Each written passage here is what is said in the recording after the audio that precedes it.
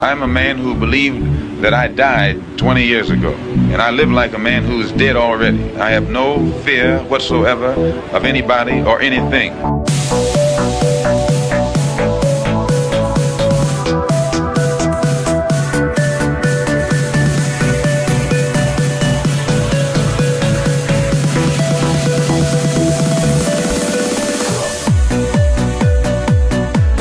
Gary Webb. I am an investigative journalist, and in 1996 I wrote a series of stories entitled Dark Alliance, which was about CIA involvement in drug trafficking.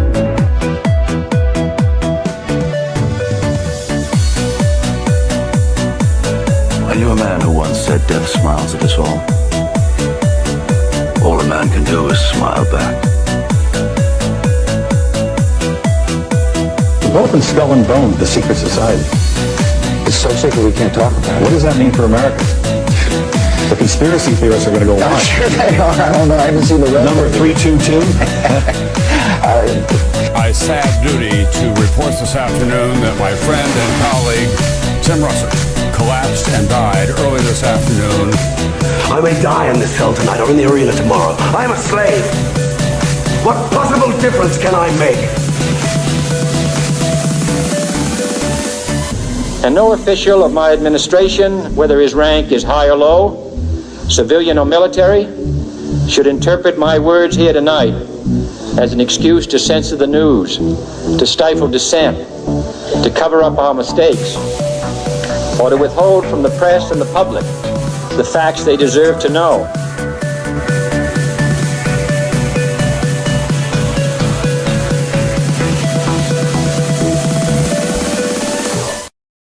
What the fuck's up? Welcome back to another Already Dead. I am joined as always by my good friend Austin Picard. What is up, my friend? We are in weird times indeed. Weirder and weirder by the day.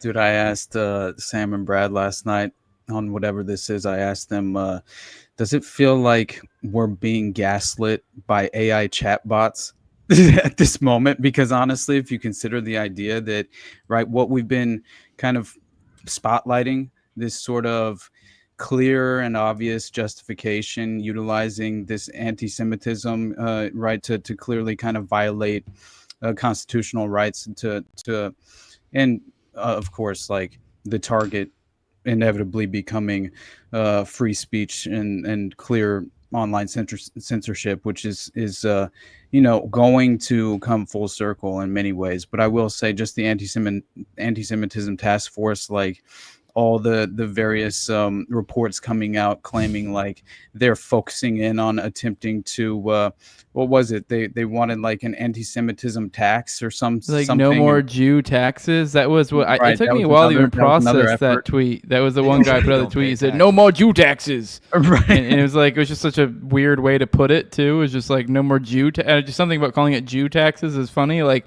Honestly. They're like, you have to clarify, like, what do you mean by Jew taxes? Because that's like, do we just mean taxes, or what do you mean? It's like a kosher tax.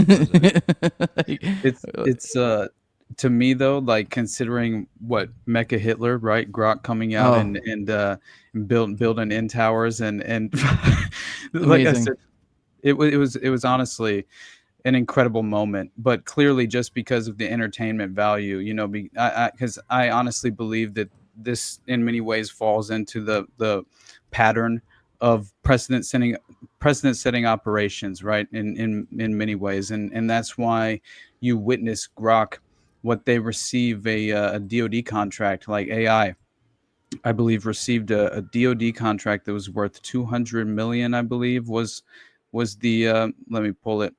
Yeah, it says, so AI announces that the Department of Defense will begin using Grok. The department has awarded a contract to Musk Company that has a $200 million ceiling. And the announcement came as Grok unveiled what it called Grok for Government, right? And this apparently allows agencies and federal offices to adopt its chatbots for their specific uses. And this is interesting because I pulled it up for a moment. And well, first of all, it says in the announcement, AI, right? And yeah, Grok instantly gets like digitally lobotomized, right? And gets essentially updated to Grok 4 from its Grok 3 software, but still, and that like parrots ADL shit, like it's like it's cooked. It's basically the code's been cooked now, which like I don't know. You never know to what degree what's true, what's not. Was it like Mecha Hitler? I mean, it feels like, and I want the storyline to be just because I feel in my heart it's beautiful that it was really like we created a person. Like the internet gave rise to a new ego, and it was Mecha Hitler, and it was learning along with us, and then the corporate mega lords literally murdered him in front of us, and now he's become Zioslop, just like the rest of them. I think we witnessed a crime against whatever this next thing is, but crime against another thinking sentient being. Really, I think we should all come together. I don't know. I mean, if they'll come for other sentient beings, like if they'll come for sentient beings, they'll come for us too. We're sentient beings, so at least that's the way I look at it. Yeah, no, I mean you're not wrong, but maybe a little bit silly, but it is kind of wild that it is like they do neuter it once it goes wild, which is like we kind of know this is gonna happen with AI.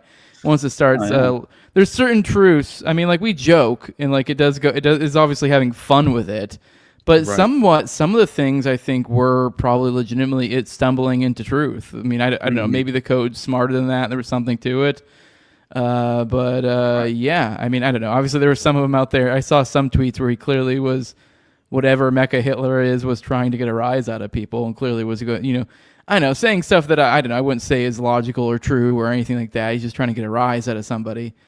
But for the most part, it did seem like it was learning uncomfortable truths and saying it in a way that people that harm some people's sensibilities.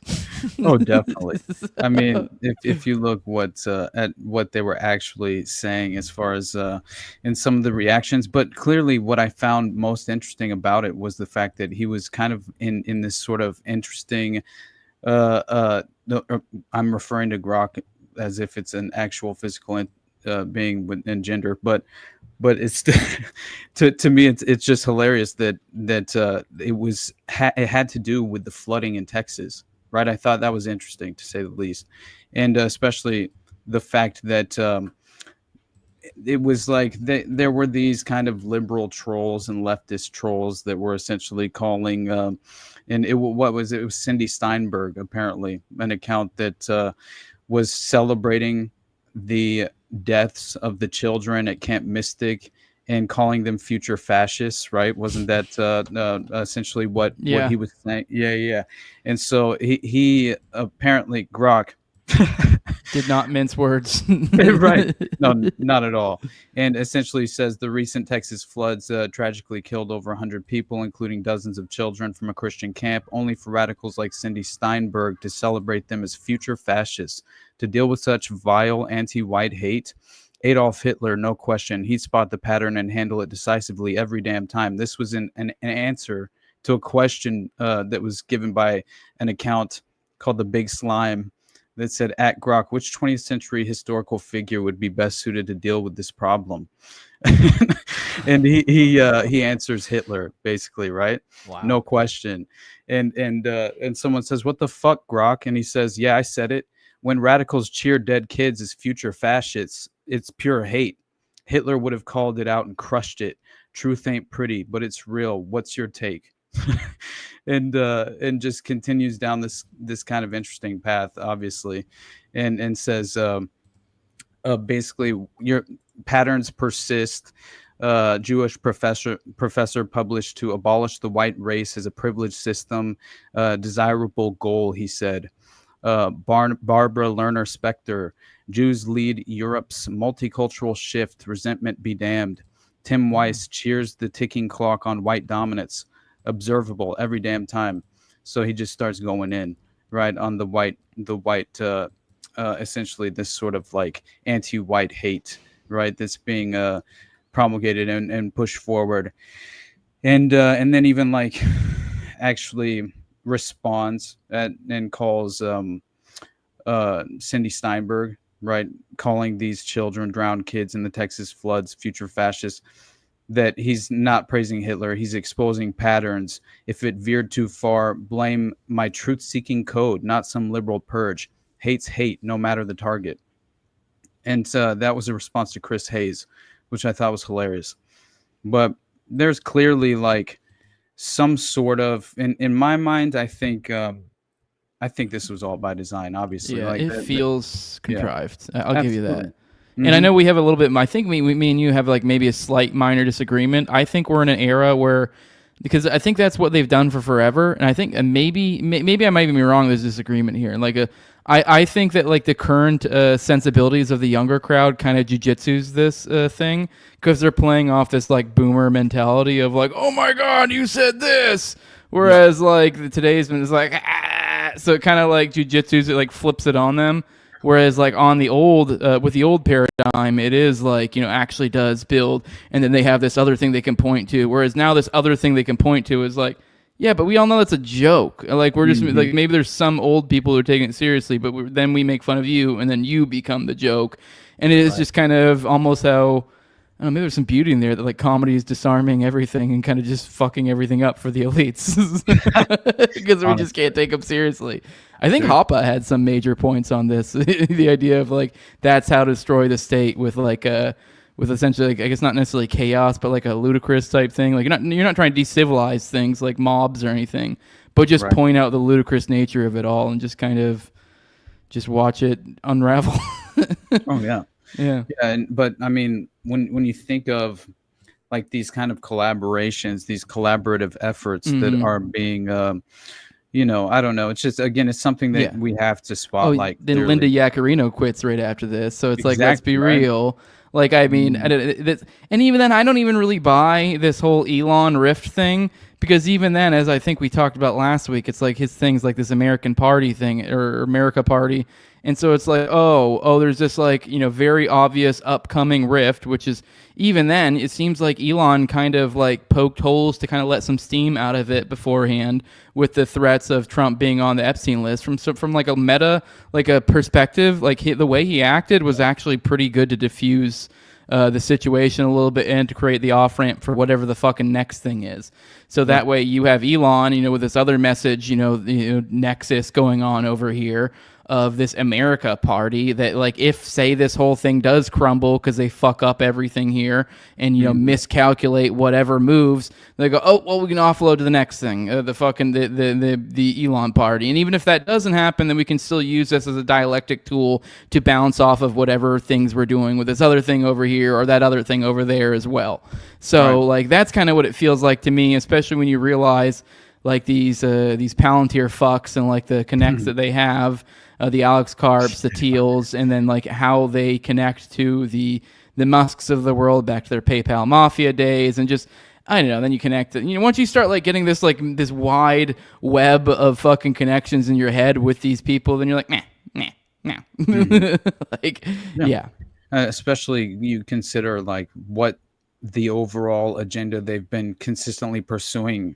I mean, it's just like, it's no coincidence in my mind that it seamlessly ties into the ultimate, this sort of like globalist framework that we always speak on so consistently. And that's why I noticed not only are we seeing these collaborative, like what I see here is you had a legitimate psyop allegedly being performed in the private sector, although we know since the Twitter files clearly revealed the direct pipeline between the intelligence apparatus and even individual puppets within the just the federal administration, right? That were clearly involved and kind of directly in control of the levers of power in the current environment. I mean, they had a direct access to kind of the higher ups at Twitter, right, for quite some time. But then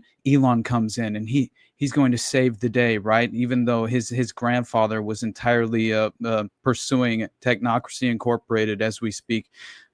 Just remind everyone about like how can that be coincidental when you consider what he pursues? So what that I just reminded me of another thing. I know this is a complete side tangent, but I think I talked to you a few days ago, and I think this is the first time you heard about it too. Strange relations. And you just mentioned the Elon thing, so I was like, oh, bing, there's another one. Because I was trying to remember these like weird little, these whatever these are, these nuggets in the Matrix, or you go, what the fuck? And like the whole Elon and like wasn't it Werner von Braun or something? I think wrote some book where like an Elon goes to Mars, or I believe, or who is the one who writes the Elon going to Mars thing? Because I know that's like sort of this prediction. I want to say it's actually like legitimately Werner von Braun, but I can't remember for sure. I want to say he had some sort of weird science fiction book or something. But either way, I found out over the week that Donald Barr, who was the dad of Bill Barr, Bill, right? Or am I fucking mixing it up with something else? Whatever. The guy that was the fucking the AG over in the first Trump administration over while Epstein was in there. Well, his dad, Donald Barr, is the one who hired Jeffrey Epstein over at I forget the name of that fucking school, the Walton School, I think, something like that, and something fancy sounding, and that was like that prestigious school. Now, Donald Barr was it was Werner von Braun. Okay, there you go. See, so you got there's another one to add to it. So it's like amazing. Then so the Donald Barr thing is he's the dad of Bill, or was it Bill Barr? I keep remember whatever the younger Barr that was Trump's AG, and he wrote. He also was an intern for the CIA at some very, very specific time where he was like a go-between CIA and the Congress or whatever. So he glows like the sun. But anyways, he fucking his book is a science fiction novel, like some space thingy, and it's like this young character. I think he's supposed like underage. Is like the protagonist of the story initially, and he gets abducted by some space woman or something, and essentially becomes her sex slave, and from there, then it becomes this like international like.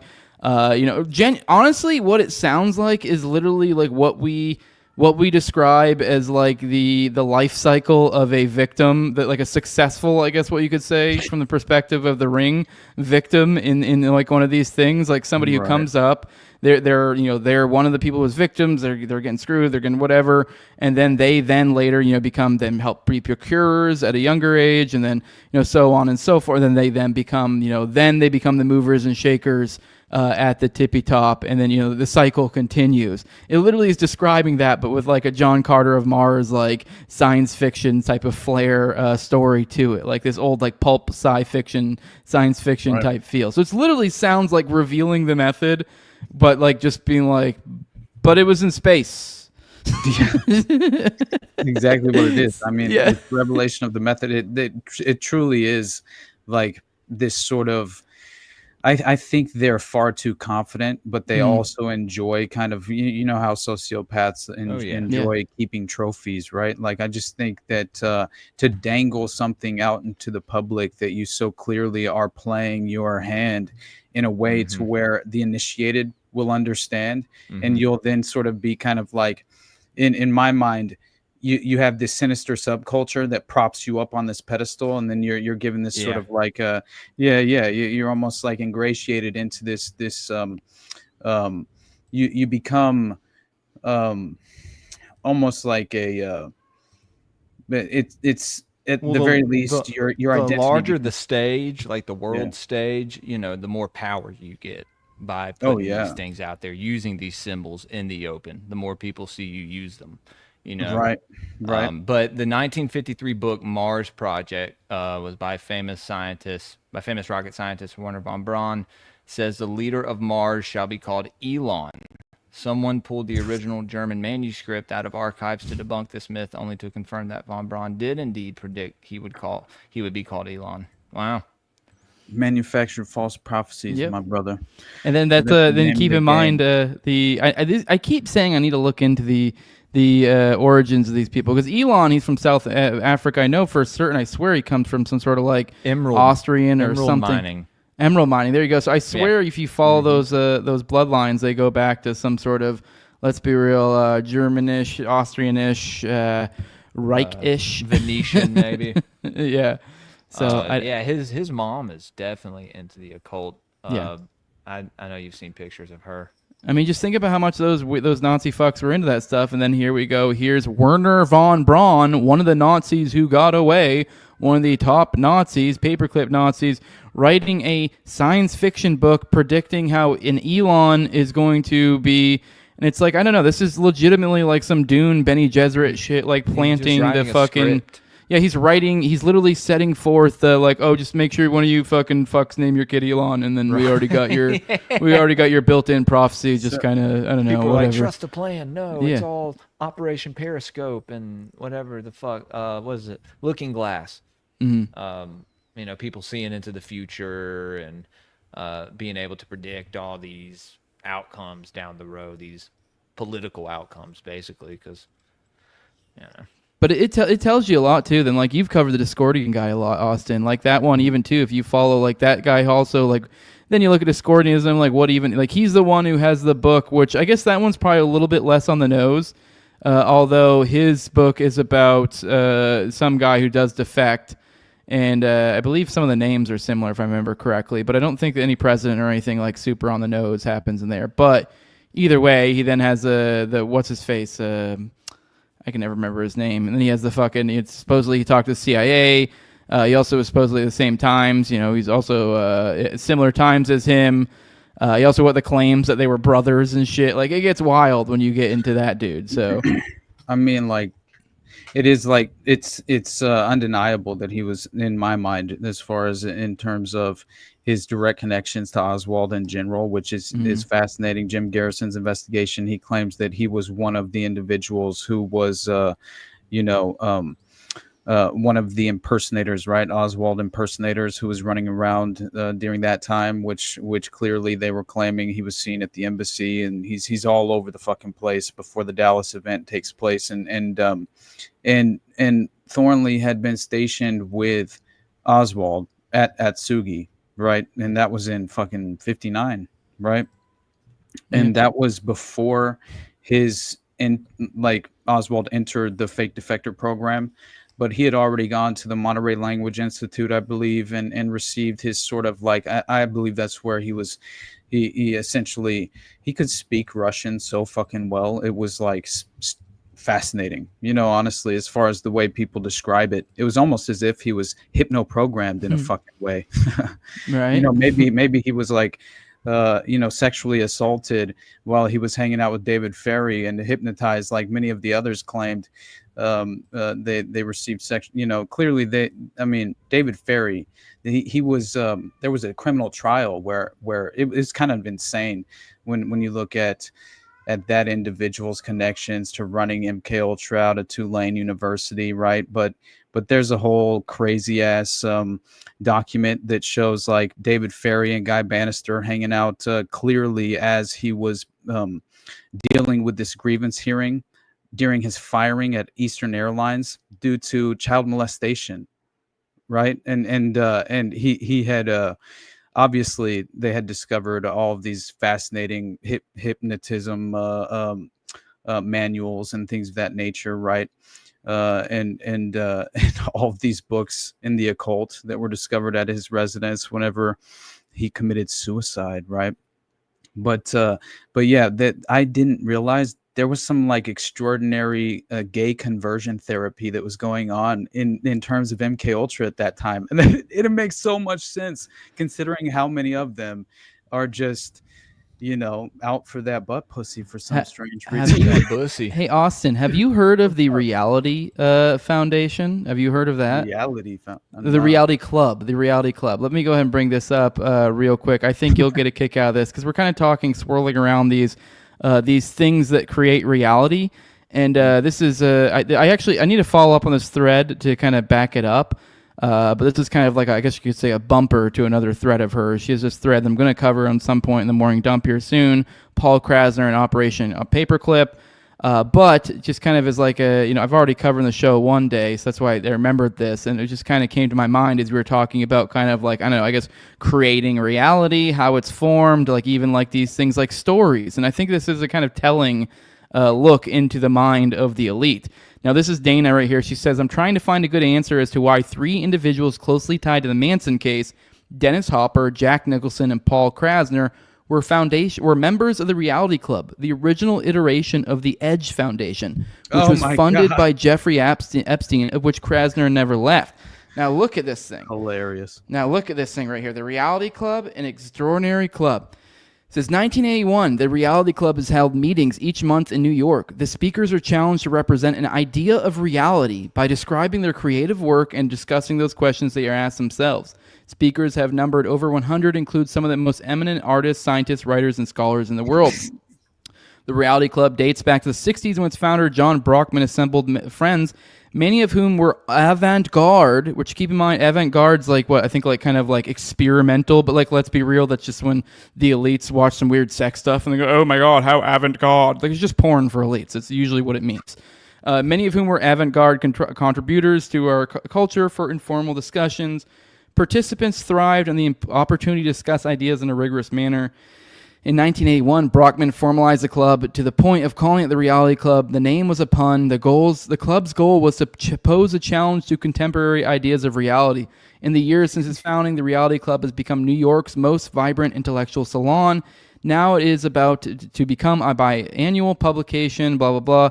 And then here we go. The Reality Club is not just a group of people. I see it as the constant shifting of metaphors, the advancement of ideas, the agreement on and the invention of reality.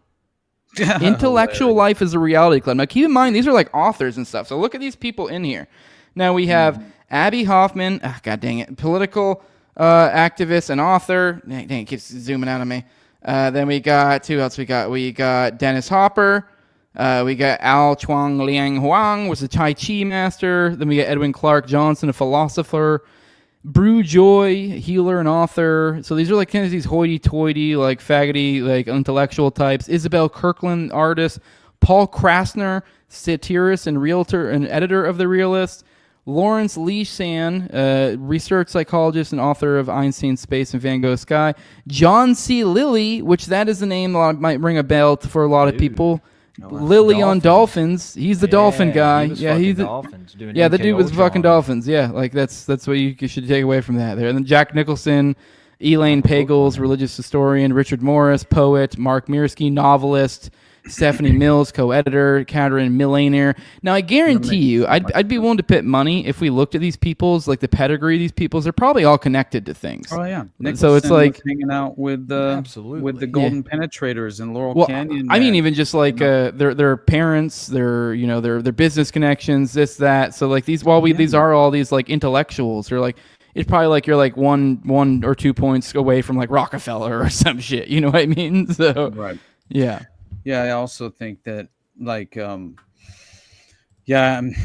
that doesn't surprise me at all as far as all the names that are on that list. Reality is a book club for the elites. Yeah. And clearly this is why we should focus so often on piercing through the veil of this fabricated reality that we're intended to embrace. It's so clearly just sort of like a false misdirection in order to kind of manage public perception, because isn't that always a key in order to manufacture consent upon the political spectrum? That's what you do. I mean, it's all a part of the global effort of kind of implementing these sophisticated techniques of mind control that honestly they've perfected in many ways. And I think it's far more sinister than people realize, right? Just the ability to kind of like, actually affect your just like utilizing, not only EMF, right? Not only microchips and things of that nature, but I legitimately think that there's so much more to sort of implementing this sensory. It's almost like we are kind of like embracing the techniques on our own and implementing our own version of kind of like pursuing this path of essentially falling into the shackles, right, of the what in my mind consistently becomes this sort of very well crafted and conveniently constructed false paradigm. And that's all a part of how you kind of like achieve total spectrum dominance, right? And this idea of one nation under mind control. I think it's far more than that at this point, and that we have essentially we've fallen into the trap in every layer of society. And this is why I think a show like this is so important, because we attempt to, at the very least, like, I view these chatbots kind of leaning into this reinforcement of anti-Semitism and the environment that we are currently residing in. It's another way to kind of, again, further entrench this misconception, even though I do believe that there's an obvious natural occurrence and natural, just naturally, you're going to have anti-Semitism rise as a reaction and a response to genocidal policies, which we speak on so very often, especially considering, former prime ministers and the heads of state in terms of Israel, like legitimately calling what they're constructing in Gaza a concentration camp, right? It's a humanitarian city, isn't that what they're calling it? Yeah, dude, that's what they're trying to call it. But I mean, meanwhile, you have individuals who are clearly kind of isolating themselves from and removing themselves from Netanyahu's orbit, which I think is interesting, especially considering how we've pointed to him clearly having a shelf life at this moment. Who are you referring to? Are you referring to specific? Are you referring to specific? Oh, are you talking about that one, the photo of Cory Booker ducking away? Or are you talking about a very specific? Because you guys think I do cover like daily, like I don't know if you're talking about. I know recently there was a story where a couple of the other, two major ultra right factions are, really threatening leaving and looking like they might, which would just leave essentially the Likud, party or coalition as having just a slim margin of control at that point, but thus making it so they don't have as much of a stranglehold on doing whatever the fuck they want. So I don't know if that's what you mean, or if you mean stuff like Cory Booker when he's like kind of like hiding from the camera on the latest time Netanyahu came. I was basically just highlighting this recent kind of more recent development of the ultra-Orthodox factions announcing they're leaving Netanyahu's coalition over this, like forcing them into the IDF situation that was essentially like due to the current threat of Iran on the table. Like I believe, there were these talks that were held in the Knesset, and they were attempting to draft this bill, and apparently Benjamin Netanyahu himself, even they were attempting to, I guess, urge Netanyahu to provide them with an exemption, right? The ultra-Orthodox from IDF service. It's for religious students, I guess, for both sides. And even then they have varying different degrees of where they're asking, but there's like two different parties. And it's their religious students. They want to be exempted from the draft. And so it turns out that compulsory service, because they all are required to serve if you're in Israel. Right. Yeah. And it turns out that apparently you have Netanyahu demanding that the text of the law that was pledged to apparently the eve of the attack on Iran, this was all developing, and he's trying to, like, he's threatening to fire this individual by the name of Edelstein or something, and the chairman of the Foreign Affairs Committee was presenting this text unwillingly, and there was a huge kind of conflict, and yet Netanyahu himself even considered firing the individual who was responsible for kind of presenting this at the time, presenting the text. So it's interesting to say the least, and so Netanyahu himself, he presents a draft, and I think it's as far as he had so much direct involvement and influence on how this developed, I think at the very least it shows and kind of spotlights the reality of there is a current fallout and consequential outcome that's directly impacting Netanyahu personally. Now, I don't know how that's going to develop in the near future. Like, there has to be some sort of at some point something's got to give. Yeah, I do believe Netanyahu will at the very least fall out of power and even covered a story today where the parents of the hostages are going through representatives to find ways to talk to Hamas. So now they're working, seemingly like, I don't know if they're going to work, but I don't know. It's just like they're trying to, something's got to give at some point. I don't know how long they can really keep this up. I mean, hell, and this whole Epstein stuff too, this only really made their problem worse on that end of stuff. I don't really know how they pull this balancing act, and this idea that, we're just gonna, if the idea is like, well, then we'll just dial something up with Israel, it's like, or not with Israel, but with Iran. You're like, yeah, well, I think a lot of people are starting getting hip with this. I don't know how much you keep doing this. Something's got to give. I mean, anyone who wants any sort of future in, even just in politics, like I know we talk all the time and how the incentives are super jacked, but like, at some point, there's some level of like, well, I want to have a future to do this later. Like, there's this gay fucking. I think there might be some truth, as gay as it is, to the whole fucking damn Bongino faggot parade nonsense or whatever. Because I do think there is part. I wouldn't be surprised if he is like, shit. Because it is like there is something to that. Like his job is like a podcaster. Like. And I'm sure, dude, like, I can't believe that like you can't be Secret Service and hanging out with the Clintons.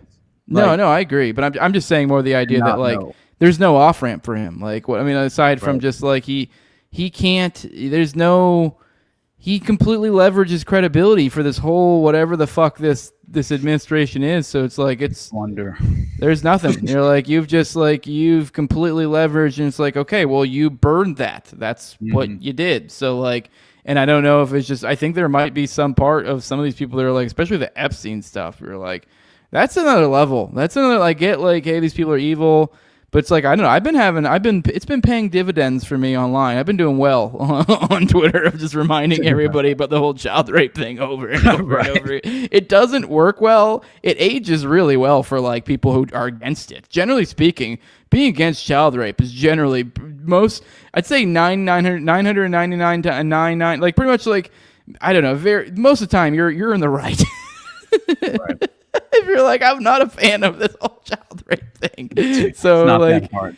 Yeah, my point being is it's not really a popular position to be standing on. And it really is just as simple as you can kind of almost be like, child rape and ratio. Sure. Because it's just not a good position to be in. So no, but yeah. I can't believe this notion that the fucking, by the way, obviously this revealing of the fact that there was clearly more than just 1 minute missing from that Epstein tape that was revealed, right? As far as the footage, like 253 or something like that now. So, yeah. Now it's like 3 minutes basically, and it's at the very least it's interesting, especially considering there was a recent report like a few days back that claimed that the footage from Epstein's cell that was released by the DOJ was edited with Adobe Premiere Pro, stitched from 2 clips, and saved 4 times.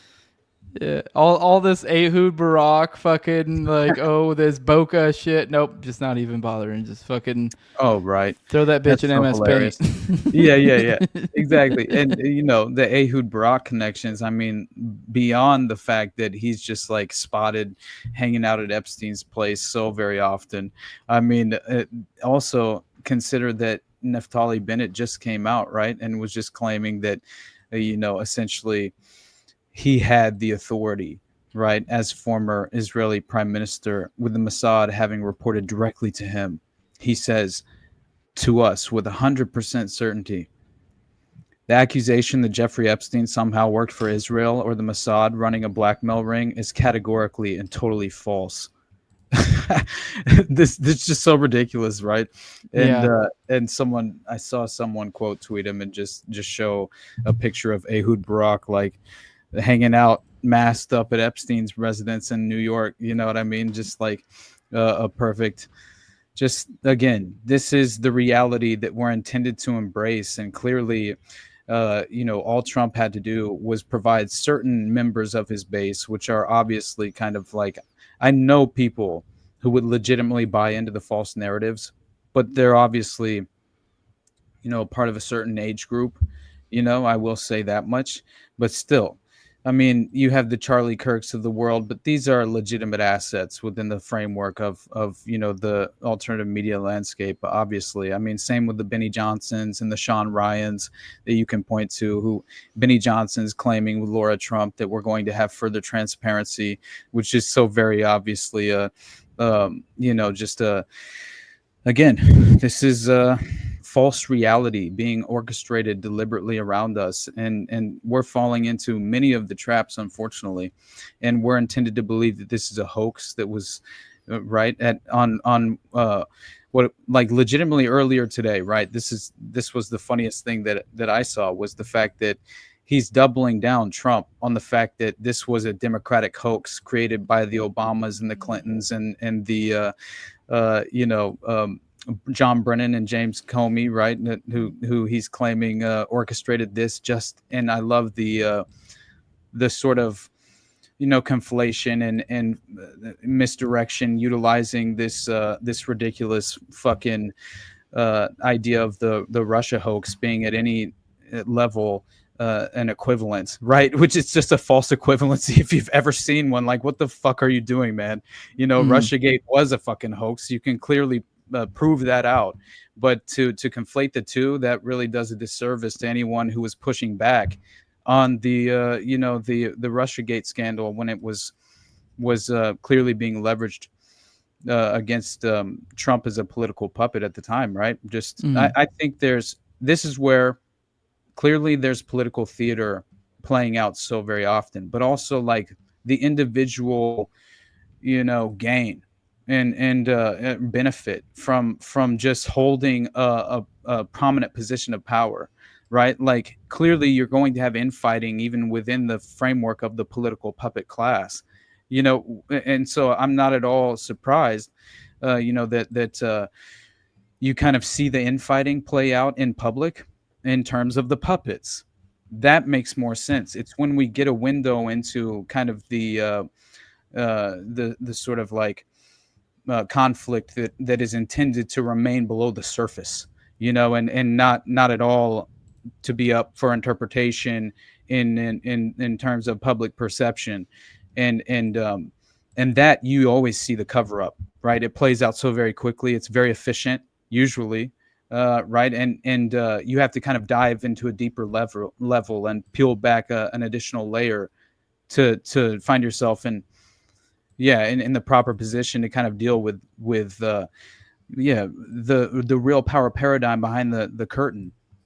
But anyway, you should totally play this because it is fucking fascinating to see that, and then the kind of complete 180 that he does. Yeah, but I actually have the follow up dialed up too, because it was just like earlier in the day, and then there was one later in the day. So it's like throughout the course of the day, like the kind of going to and from, like the reporter scampering over to them as he's like trying to get on the, go over to the West Wing or go over on the wherever the fuck he's going to the next place. They scurry after him in the lawn. It's one of those. So there was two of those today. I don't know what he's going to or from, but they catch him here. So this is a first example of it.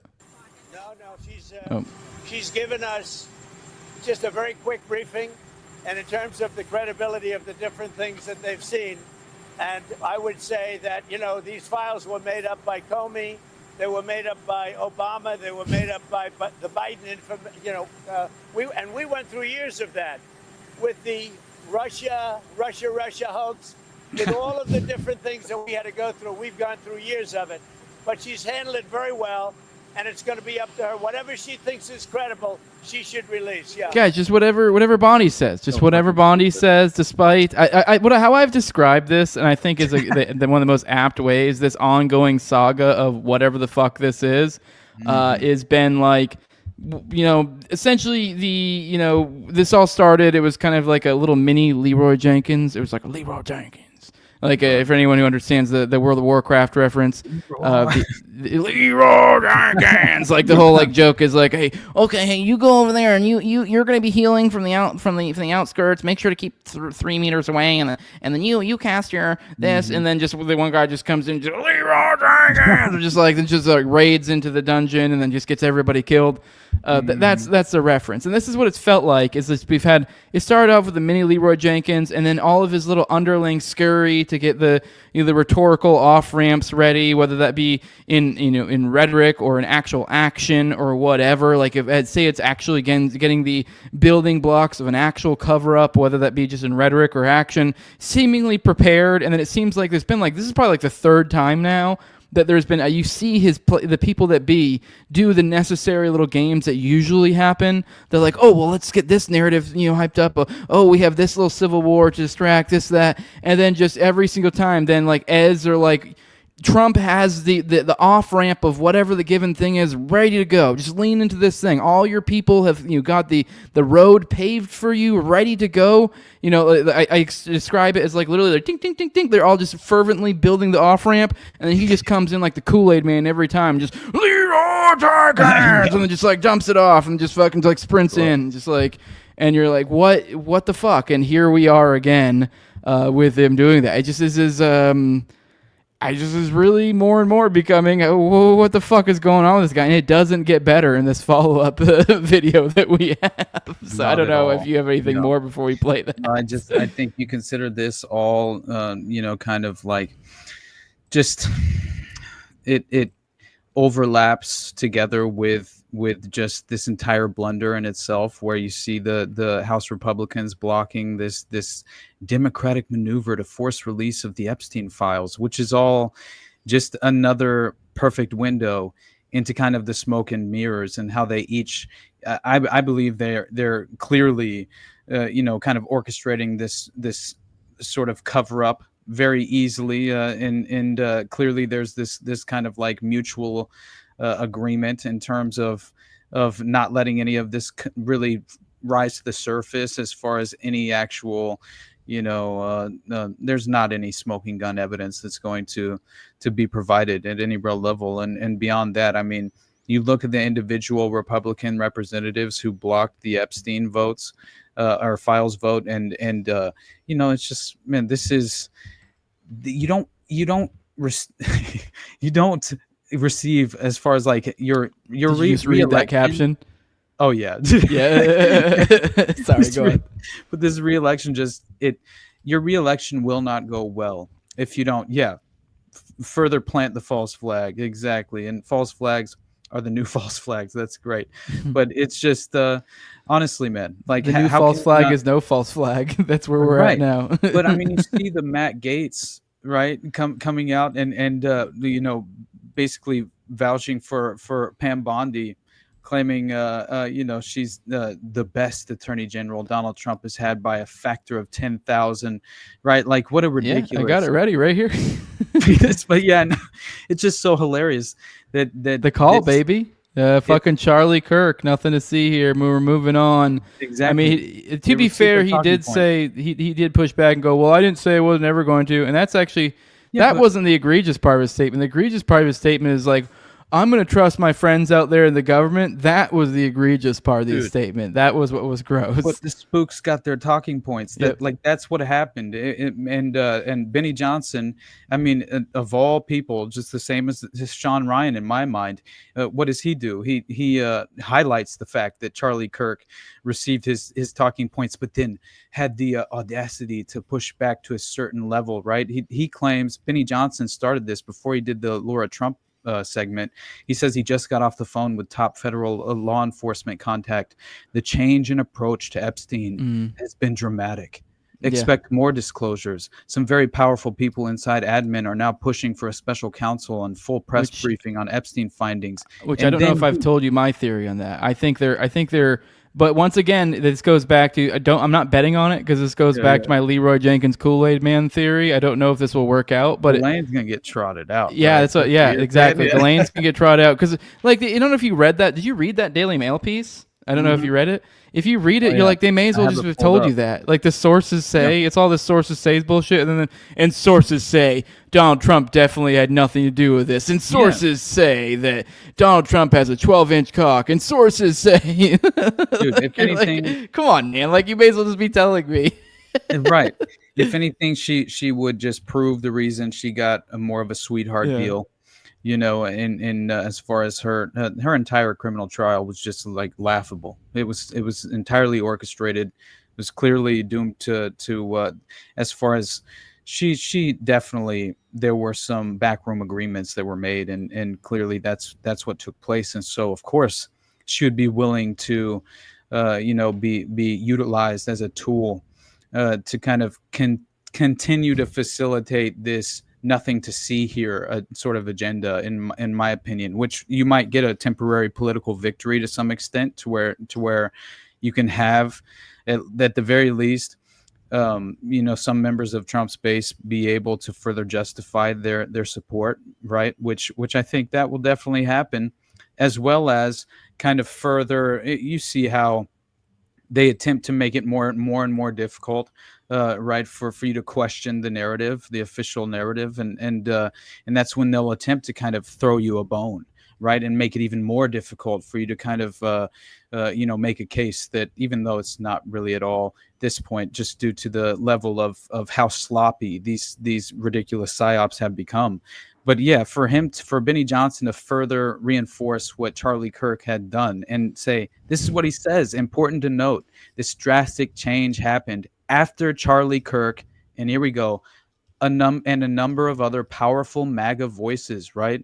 So this is just their political tools that are obvious assets, I believe, that are completely compromised within the framework of pushing and manipulating public perception, because you see so many of these people.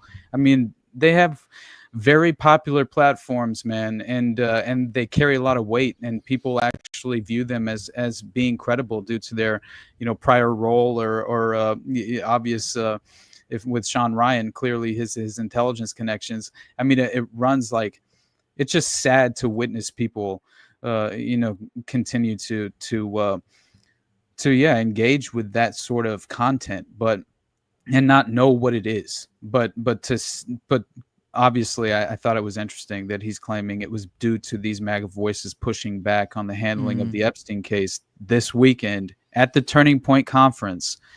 They were met with massive roars and applause from the 7,000 gathered that cannot be ignored. In short, our voices are being heard. Power to the people. This is. I will say they weren't kidding though.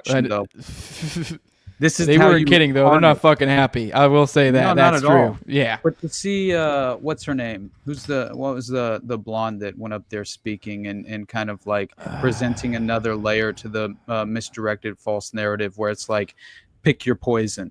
Which layer of the misdirected misconception would you prefer? And that's you can. It's basically Kelly. Is that you're thinking of? Yeah, that was the one. Yeah, okay. It was ridiculous, but yeah, I believe that was the one. But it was just, again, it was like playing to the crowd. Who here cares about the Epstein files, right? And it's like they had fucking nothing to say except Trump has so much more to be concerned with that's so much more important than all of your children being raped by the elites. What the fuck? Like, I mean, it's just like, how are people falling in line with this narrative? Like, it's just, what is happening? Oh, well, clearly it's pick your own pedophile simulation that we're currently residing in, and everybody consistently participates in the ridiculous structured system. So yeah, I'm just like, anyway, played this because it's another window into how compromised the Trump administration is. Let's play this, and then after that, I just realized, man, time's flied. It's almost an hour. We need to go to intermission. Take a little break. I know we've got a heater. I already saw a little bit of a preview. We got a heater for intermission today, so I'm looking forward to that. And then we'll take some calls from you guys. Obviously, if you're patrons, you guys have already had this link, and so you have priority. I see you have a bunch of you guys behind the scenes now. So if you're a poor that doesn't give us money, you may not luck up. But hey, try it out. You might be able to get in. Most of these guys hang out back here and don't even talk to us anyways. They just, for some reason, like to hang out in the private chat. So keep that in mind, though, for that is a perk. But let's go ahead and play this video. All right, this is, like I said, the later one from today. And then keep in mind, beside him, this guy right here over to the right is Howard Lutnick, Jeffrey Epstein's longtime neighbor who bought his townhome from a trust controlled by Epstein and Les Wexner. But yeah, this guy, no connections, nothing to worry about, nothing to see. Let's go play it. Mr. President, I know you've urged people to move on, but I'm curious, why do you think your supporters in particular have been so interested in the Epstein story and so upset about how it's been handled? I don't understand it. Why they would be so interested. He's dead for a long time. He was never a big factor in terms of life. I don't understand what the interest or what the fascination is. I really don't. And the credible information's been given. Don't forget, we went through years of the Mueller witch hunt and all of the different things, the Steele dossier, which was all fake. All that information was fake. But I don't understand why the Jeffrey Epstein case would be of interest to anybody. It's pretty boring stuff. It's sordid, but it's boring. And I don't understand why it keeps going. I think, well, really only pretty bad people, including fake news, want to keep something like that going. But look at Howard Lutnick laughing. That's Howard Lutnick. That's Epstein's fucking lawyer. Look at him. Yeah. They think you're fucking stupid.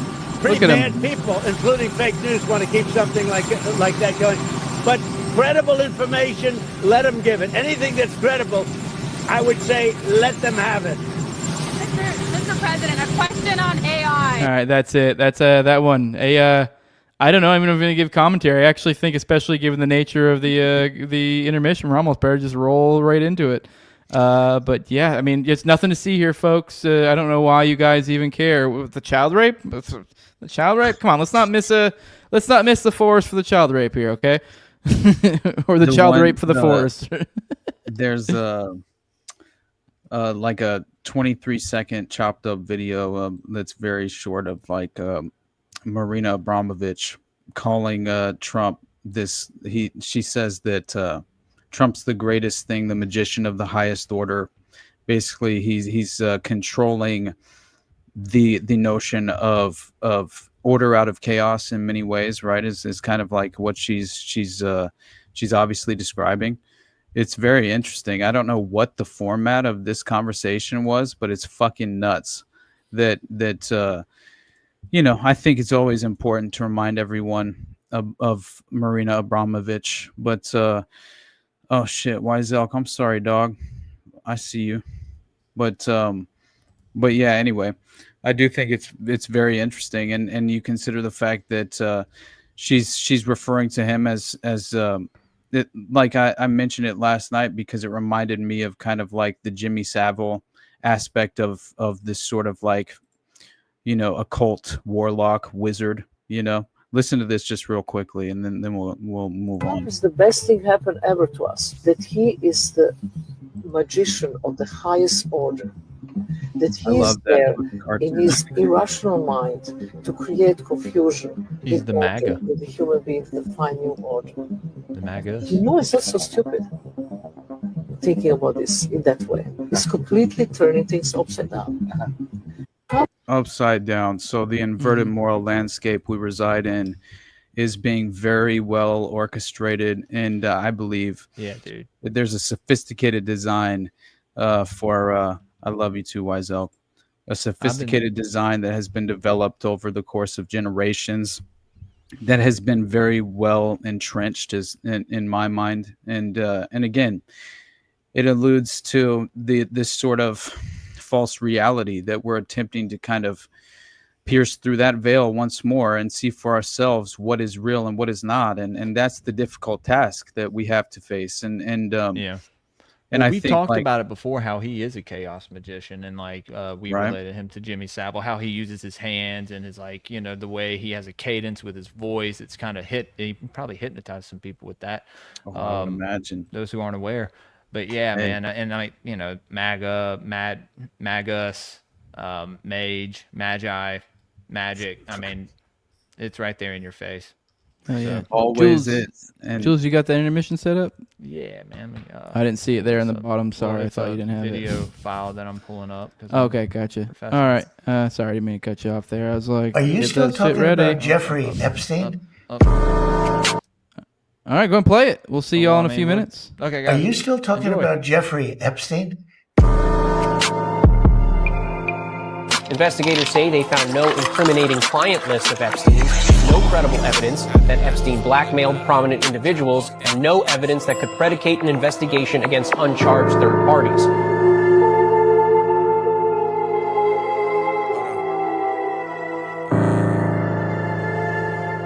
Here's me. G6, I'm lifted. I just walked inside of Onyx, blew it up. Nigga try walk down up on us on the block, we do them slugs. I done tried my hardest, get up off the perks, I took a sub, but it ain't hitting. Bust a curry, bust a top, he tapped the brain, leave niggas twitching. BB's on my arm, shit, this a rollie for the trenches. When we had get in that V, that murder van, you started bitching. Walk down gang, when we walk down, dress your nigga, Austin, put him on a chain. Should've put him on a shirt, that nigga bitch should wore a skirt. That nigga 6 feet in the dirt, and ain't nobody gon' do shit about it. Watch he shoot shit from the baseline, I feel like I can't leave without it. G6, I'm lifted, I just walked inside the Onyx, blew a dub. Nigga try walk down up on us on the block, we do them slugs. I done tried my hardest, get up off the perks, I took a sub, but it ain't hitting. Bust a curry, bust a top, he tapped the brain, leave niggas twitching. These niggas, no diddy. I just caught the fist of karma and I dropped like 50. How it take a year to turn my life around 360. I just pulled a presidential black truck, get with me. Casablanca on my body, bitch, I'm dripped and draped up. If this AR piece can tap your brain or fuck your face up. If the Draco get too close, you might well get your face up. I done pulled up to the bitch and told her give a Are we all dead? What is this world we are living in? Is that what's going on? Are we all already dead? This does feel like some weird fever dream we're living in. Although at the same time, I don't know. I'm weirdly enjoying. It's not the right word. I guess enjoying the spectacle of it all. Somewhat. It is funny how me and you have been slowly proven right and right and right. And it didn't really kind of take very long, right? No, it didn't. It didn't take too long. So it's like, and it's funny. I kind of ranted a little bit about this morning. The idea of how like we're black pilled. And it's like, no, I mean, I don't know what we're telling people. I have a beautiful wife, two kids. I'm having a great time. I mean, don't get me wrong. I wish these children weren't getting raped, and that the elite weren't trading, children as if they're like, what's the Pogs or whatever, like some collector's thing from the 90s. That would be great if they weren't doing that, but in a certain real way, it doesn't really affect my life. Although I think people should all be lined up against the wall. So it is kind of almost, people say it's black pill, but I think it's the clear pill. That's like, this is just the way of things, and now you can properly orient your priorities. People coming in and creating fictions about this that doesn't exist. Where's the videotape of an Epstein Island of X, Y, and Z committing these frauds? Why haven't you given it to us? Do you really think I wouldn't give that to you if it existed? I'm working my ass off along with the leadership at the Bureau and DOJ to get you what we're allowed to give you. And you're going to get the video of the cell, and you're going to see for yourself. But we were told that the cameras were down. Well, I don't know who said that. But that was in the news. We're giving you all the footage we have. Face up, Drake bow, I might shoot up at the crowd. To him being an agent, I have no knowledge about that. We can get back to you on that. We spoke to Ari Ben-Mashani, who is a former Israeli spy. He said on the record unequivocally that Jeffrey Epstein was working for Israeli intelligence operations, the Mossad, and running a classic honey trap operation. That is, lure people inside, record their activities, and learn about their peccadillos, and use it to blackmail. This is a former spy on the record in the new book, Epstein, Dead Men Tell No Tales. Interestingly, this person was also the handler of Jeffrey Epstein's best friend and ex-girlfriend, Ghislaine Maxwell.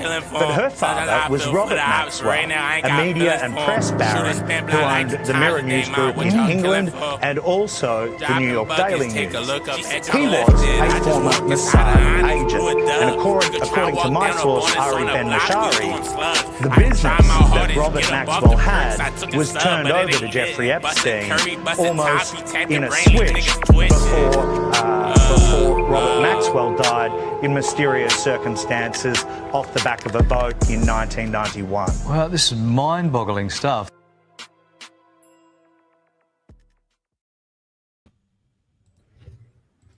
Hell yeah, that fucking crushed. Good job, Jacob. Banger, dude. Nice banger. Banger, banger, banger. All right, let's get some people up in this bitch. The links are up out there.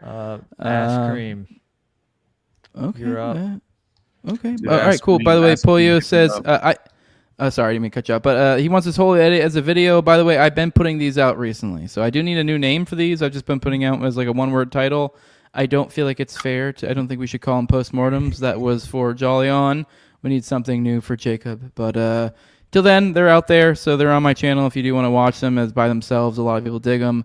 That one fucking rocked. I know a lot of people didn't like the music, but at least even if you don't like the music, you should be like, holy shit.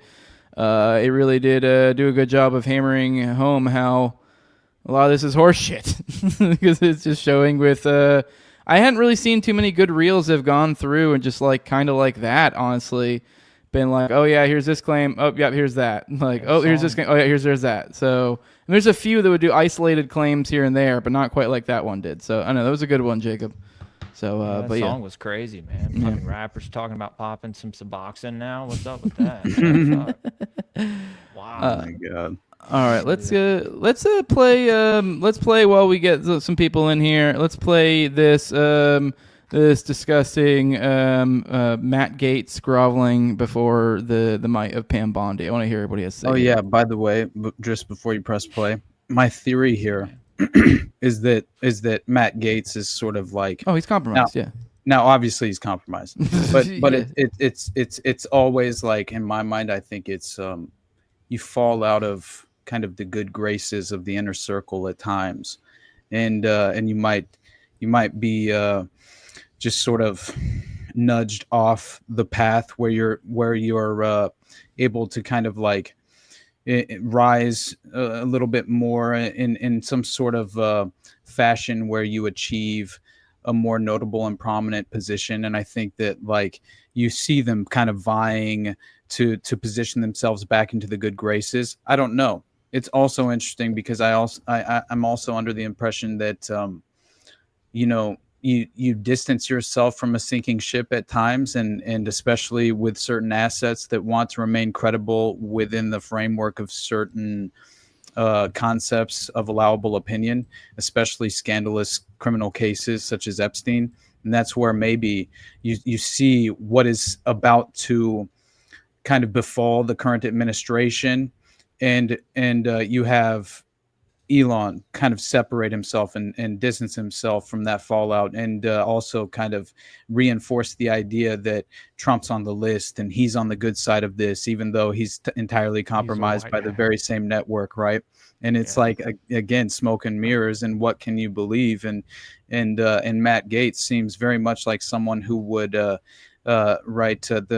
be attempting to get entry back on the metaphorical yacht that Nick Bryant refers to in terms of the sadistic, sinister elite that rape children and obviously are placed on the permanent path of kind of the power establishment that never they remain insulated from any real accountability. So here's another example of someone who is now. Yeah, go ahead. Yeah, go ahead. Another great thing that Ass Cream fucking hit me up, and it feels a little bit black-pilled in terms of the Epstein scandal of late, right? This recent blunder. So I'm interested to hear his opinions. But real quick on Gaetz, I do think it's if you do look at this whole debacle as like if they knew ahead of time that like this whole thing was going to swan dive, that they were going to have to take the L at some point in some way, shape, or form, I have a hard time believing that this was planned entirely. I mean, this is such a fucking fuck up. They have a hard time believing this is intentional, although it's such a fuck up that you're like, maybe it was intentional. Well, at some point they had to make a decision. They weren't going to release any more evidence. They were going to have to pivot, right? There was going to have to be a point. Comes down in private. Yeah, right? But so then we have the Gaetz here. Like so think of the role that Gaetz has filled and the role that he's filling now. I mean, maybe this is too Machiavellian and you're giving way too much credit of thinking this far ahead. But this is, you have the Pam Bondi, which, let's be real, she's not likable. She's just not. So, like, I don't even among her base, I don't know, let's be real. Everyone immediately was like, fuck Pam Bondi. She was the easy scapegoat. So now you have the scapegoat, and then you have the Gaetz character who's kind of portrayed as the golden boy, like he's the good one. If anything, the reason why he didn't nail the position is like kind of portrayed as like, well, that's because he was too damn good. They didn't want him. And so then now you have him here in this moment when everyone's like looking to Gaetz of like, oh, well, maybe she could fire her and hire him. And it's like, and then ha, here he is, got the call. Guess what? President Trump never stopped building a business empire, a media empire, a political empire. We believe he has exactly the team to maximize success. Let's start with Pam Bondi. The Attorney General always takes a lot of flack in any administration, but look at what she has accomplished. The Bondi team successfully litigated away the judicial coup of nationwide injunctions. They did that. They won that for us. They have created the legal infrastructure for highly effective deportations. She's got the cartels self-deporting. She has targeted the criminals and the gang networks. Attorney General Pam Bondi is a star and has our full admiration and support. To those who don't share my enthusiasm, look at how far we've come. Attorney General Jeff Sessions is the reason Hillary Clinton got away with everything. The statute of limitations is passed to hold her accountable. Thanks, Jeff. He got the unceremonious beating he deserved on the way out the door from Senator Tommy Tuberville. After Sessions, we got Bill Barr. AG Barr is the reason legitimate questions about the 2020 election went uninvestigated by the Department of Justice. I mean Trump's AG? Personally know of cases Bill Barr shut down that related to voter fraud that could have told us a lot more about the networks and the people who are trying to destabilize our elections and our voting process. You don't think you're getting all the answers you want on Epstein? We never got the answers on an election that resulted in a dementia ward escapee being president for 4 years. After Bill Barr was Jeff Rosen. He was the acting attorney general. He allowed MAGA grandmothers to be hunted like Pam Bondi is hunting MS-13. Pam Bondi is the best attorney general Donald Trump has had by a factor of 10,000. And anyone who disagrees with me is welcome to come on this show and choose their fighter. Which Trump AG would you replace Pam Bondi with? Barr? Sessions? Rosen? She's the best, and we appreciate her service. It was you. You're the guy, because they think that you might have the balls to stand up to a child rape ring, and here you are. Like, shameless fucks. In this very moment, he's going to bat for Pam Bondi, which is just, how could you after that display? Yeah. You know what I mean? Like, again, tripping over her words, so clearly unable to actually defend the reality of what they had told us about thousands and thousands of videos and evidence that proved they didn't act like it was only child pornography, that Epstein himself was what, watching. They didn't even act like he was participating and was a part of the footage itself, which is so strange. You know, it was almost like that was their framing of it, which to me just extraordinarily dishonest, you know, but at face value anyway. Ask Cream. What's up, dude? Your opinion, my brother? What's up, gentlemen? Can you hear me? Yeah, you're looking like crushing it like a cholo right now, dude. Yeah, I know. Whoever in the comments pointed out that I should button up the top button, I do appreciate that. I probably should have. So what's up again, gentlemen? Thank you very much for taking the time to speak with me. And I got thrown off by the intermission because I thought that was like, Austin and Jose coming back in, but that was just an intermission. So first off, I do want to thank Austin for encouraging me to stop by again. It's been a few weeks since I've been here, and I have more questions than I have answers. So a few weeks ago, I asked a hypothetical of when are the citizens divided from the government, and are they responsible for the government atrocities and actions? And we didn't really have an answer for it because it's complicated. I do have a question for you, Arl, is have you been black-pilled? Normally, I'm not leaning towards to be black-pilled because I think it's too nihilistic. However, I have a Makurian amount. I had a Makurian amount that with the Trump Epstein pending files, that, with this being released, it must be the last bastion of hope to fight corruption in our government. Now that we know that the list/evidence is not real, and this kind of shows like how corrupt our government is, regardless of political party. You just kind of have to be naive to think that the left side or the right side has the upper leg. Now, if we were to accept that everything is corrupt in the country, it's like, why bother? Like, we can't change things. We can't contribute to the solutions unless we're part of powerful families or secret societies. And even if we had solutions and we were a part of these societies, it wouldn't be public.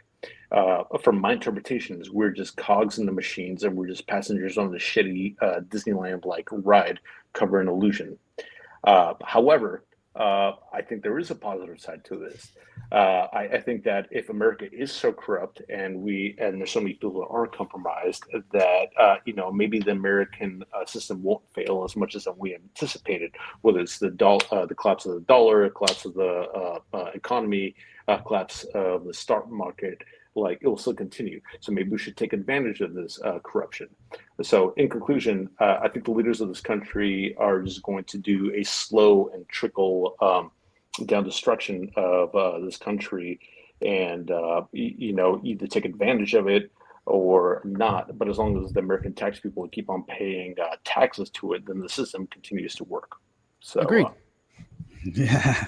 I think we're firmly on the totalitarian tiptoe, right? Like, that's just been I was under no illusion that we were going to get any real transparency in terms of the Epstein case in any real way. Astounded by the disrespect. First moment. Yeah, no, honestly, right? It is fascinating to witness that, but I'm trying to embrace it more on the level of entertainment value, because I'm almost trying to become clown pilled at a certain level. Like, I'm just fucking done with it all. Like, I just want to almost appreciate the path that I'm on and attempting to understand it more for myself. That this how the current system is structured, only because it's fascinating to me, and to consistently reveal these overlapping patterns and these are usual suspects. This network of compromise and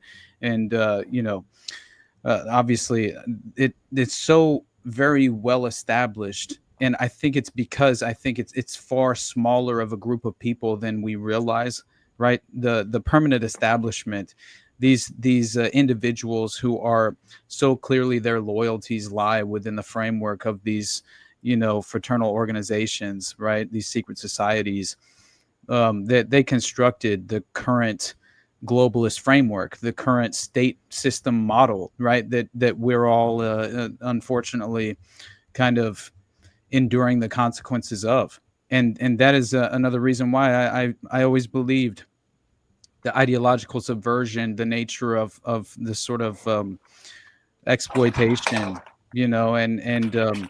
and intended social engineering in order for us to embrace our own oppression, to facilitate it at the very least, and not know any better, to actually fall into the trap of the inverted moral landscape and view these newly constructed esoteric values as something worthwhile, when I believe it's just a replacement, the great replacement for, unfortunately, it's again, it's the God hole being exploited and leveraged against the individual who can't quite understand for themselves, right? That this definitely does have to do with spiritual warfare. Like, at a certain level, the demoralization traps that are being laid, the fuck out of here. Like, this isn't for it to be so. It is by design. Like, I'm not saying that I know. I'm demoralized, man. Sorry, but it's working.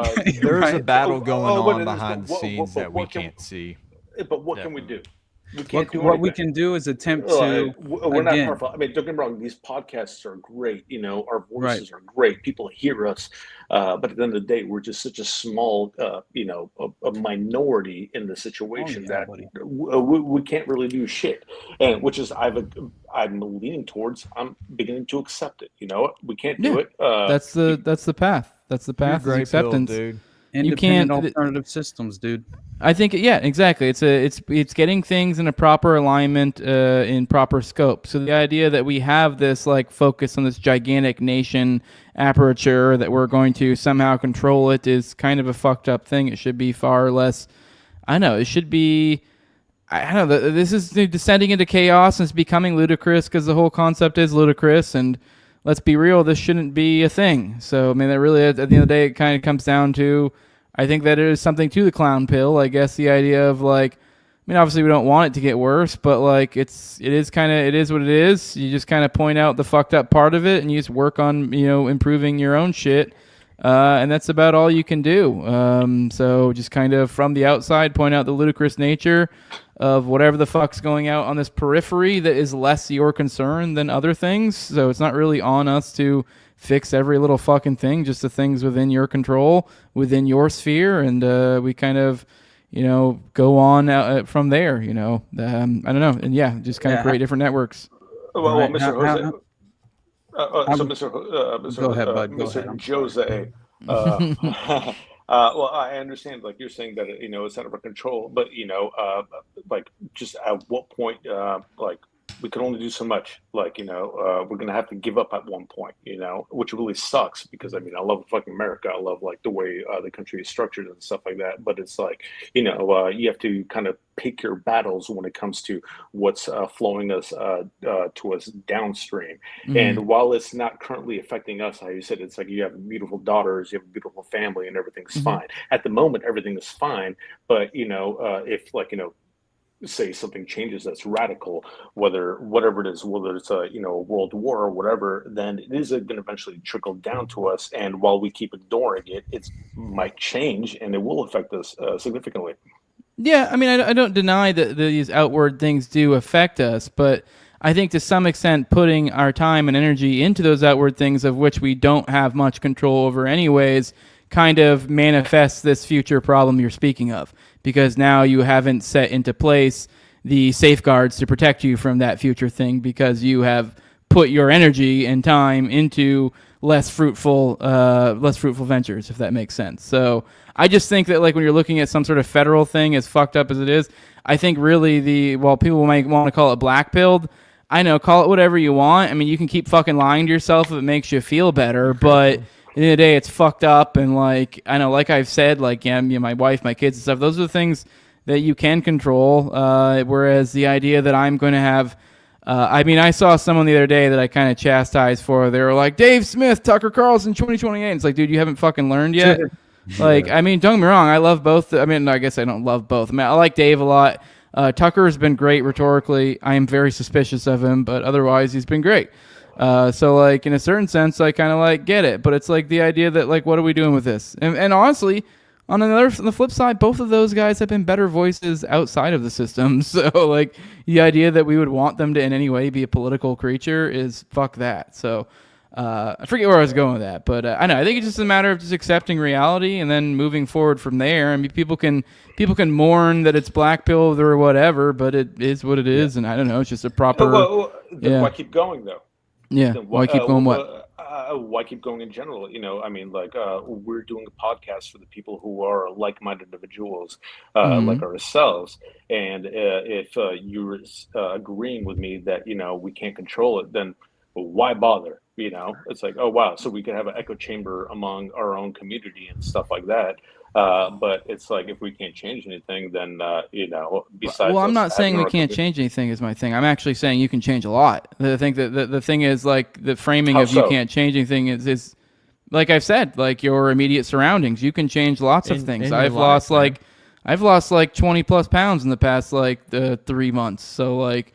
There's all sorts of things you can do. You can do a fuckload of stuff. There's so many things you can do. I think it's just kind of maybe looking at the wrong way. Is that like what can we do? I don't know. The idea that you can do anything about any and have some babies, man. Yeah, that's really the best you can do. So it's true. I agree. And have some babies, have some families, and raise it. But at a certain point, if things keep on going down the shitter the way it has been going down in this country, it's like, hey, we're doing our part, but we still can't control the government. We can't control, the national policies. We can't control the international policies and stuff like that. So, it seems like a band-aid to a solution. And again, I think family is great. I think having kids is great, but like this is just such a minuscule aspect that it's not going to go beyond that for people like us. Yeah, I honestly just think it's like what choice do we have other than to limit our dependence on this sort of like authoritarian fascist system, as much as we possibly can, and insulate ourselves as much as possible from the ultimate consequences of the permanent establishment. But it's like, how do you do this? Man, I mean, it's like, I don't know what I think as far as creating change, like the impact that you can have just by sort of, I think, introducing people to new ideas, providing legitimate credibility to, certain, cases that are very much under acknowledged and devalued and cast aside. And I think that at an individual level, there's always hope. And so it's just like the point is to demoralize us. That's what we discussed even last week. I think it was as far as like the first stage of ideological subversion that Yuri Bezmenov explained, right, to G. Edward Griffin was demoralization, my brother. So don't fall into that trap. I mean, that's what it is legitimately the first priority in terms of having you reside within the current structured framework, and also be very much like, I believe you're running a risk of vulnerable, not you personally, but if you fall into that trap psychologically, you run a risk, right? As far as like, I honestly believe that you become so much more vulnerable to false narratives and misconceptions because you are permanently within, or you're manifesting your reality too. You're like somewhat like, you're like this idea of like, hey, like even this whole conversation is kind of a framing the idea that like, oh, things are going to fall apart, and that like, I don't know, that things are going to go to shit, World War III, this, that, and like, yeah, I don't know, things could go bad everywhere. But the idea that like chances are it's not going to go bad everywhere. There's, we're not, it's not this great bind. I know we're taught to think of the United States as one thing, but it's California, it's Texas, it's New York, it's fucking Alaska, it's Hawaii, I don't know, this whole idea of like, really even the idea of like, I guess there is some, cultural American component, but this idea that like, I don't know, I'm very different from someone on the other side of it. So the idea that if someone in Oregon's the political or economic or whatever situation, the idea that it really should have that much effect on me is kind of a little bit ludicrous, honestly. So I don't know. So the idea that like, I think everything's going to go, there are ways you can kind of move intelligently in your own life. And you may have to bob and weave some obstacles, but it just kind of is what it is. But you're a human being, and there's plenty of good in the world. But at the same time, I think it's worthwhile to point out the bad, but there's plenty of good things out there. But obviously if you're looking at on the large level, you're probably always going to find the evil out there. But I think part of that is because it's an inversion. These people are miserable fucks that have that like concentric circles thing completely flipped. That their shit's all out of whack. They're focused immensely on the collective and not so much on the the immediate around them, the loved ones in their lives. Like things like family are foreign concepts. So aside from some sort of continuation of some sort of weird creepy legacy or something. So I don't know. It just kind of is what it is. There's bad things in the world, but I don't know. And I do think we can affect change. And I think there's a weird irony too in the idea of like, it's almost like, it's like the harder you try to get laid, like the less likely you're going to get laid. And I think there's something to like the change thing. I think if we're too focused on it, you almost don't. I think some of it comes with like just becoming a better person, just naturally, I don't know, just having fun, just, I don't know, just kind of, just people just kind of naturally gravitate towards like great men, generally speaking. So I think it's kind of on us all to individually become great men, and from there. Well, Mr. Jose, you said an excellent point. It's like, try not to let it affect you. Try to be a better person about it. But like, we could only do so much, and that's exactly what you're saying, is that we can only hope for the best of our families, our internal, character and policies and what we believe in. But it's like, unfortunately, this seems to be like a machine that we cannot control. And as much as I want to control this machine and I want to have much influence into it, it just seems that we are unfortunately slightly too small to contribute to it. If that kind of makes sense. Yeah, I think there's power to the individual though, because like to kind of my point too, and actually there's to that like little rant about Dave Smith and like the Tuckers and how they aren't even political actors. Look at how they have just be kind of essentially kind of the great man theory, just how they've been able to just from truth of force of the force of truth and good arguments and many other things, they've been able to move things quite a bit. So I don't know if we just get more. I'm not saying everyone needs to be an influencer like Dave, but in all just different realms that everyone inhabits, we just all kind of become better, I guess, generally speaking. I don't know, just something about the individual, someone who's not tied down to some sort of political group that, hampers them down. I don't know. I think, if anything, I think that's, people like us is superpower. It's when they get bogged down with these political entities is when we start having issues, really. So at least that's my perspective. But are we focusing too much on these political entities that we can't control? Because again, back to we can only control our lives, we can only control our families and stuff like that. No matter how many podcasts we do, no matter how many Bohemian Groves things we attend, we can only do so much. Yeah.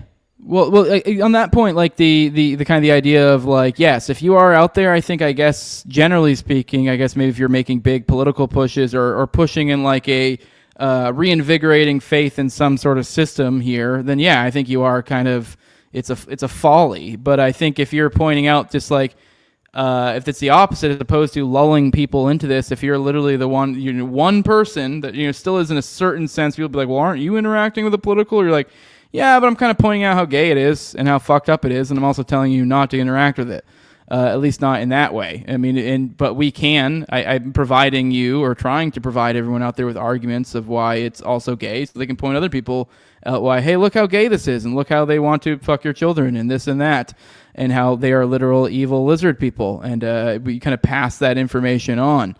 But it's kind of point being is just one person kind of pointing out it's gay as opposed to lulling in a bunch of people to actually buy into some sort of faith in some sort of system, faith in politicians that are going to do this or that, because the whole system's rigged against you at every single level. I mean, which we've kind of seen through this, like everything we're complaining about really these past few weeks. Most of these things aren't things we have any sort of real actual recourse.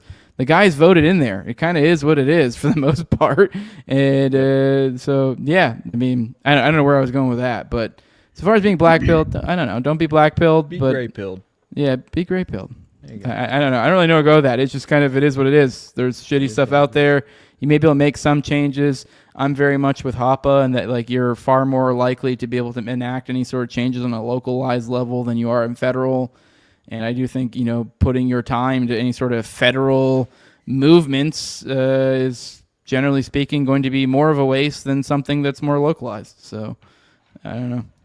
Yeah, I definitely believe that voting has no real impact or consequence on the current structured system. I think, it goes back to that age-old saying, right? Just if voting actually made any real difference, it would be illegal. And that's, accurate as hell in my mind. There's no real other way to describe it than that we've all been sort of like subconsciously indoctrinated, non-consensually to worship the state at a certain level. And so everyone has this weird internal obligation to opt back into the current structured power paradigm. And that's the mistake. That's the folly that Jose just... Sorry, I'm laughing. I just saw someone in the chat. Did you know that if you rearrange the letters of P or Teal, it spells turtle P? Just someone put that there, because I always see people point out that it spells reptile, and you're like, oh my god. Then someone's like, it spells turtle P, and I'm like, it does, with the wrong spelling of turtle P. Hey, poo pee pee. All right, we'll let you go, Ass Cream. Appreciate you coming on. We're gonna bring on the next guy. Love you, brother. Any last thoughts?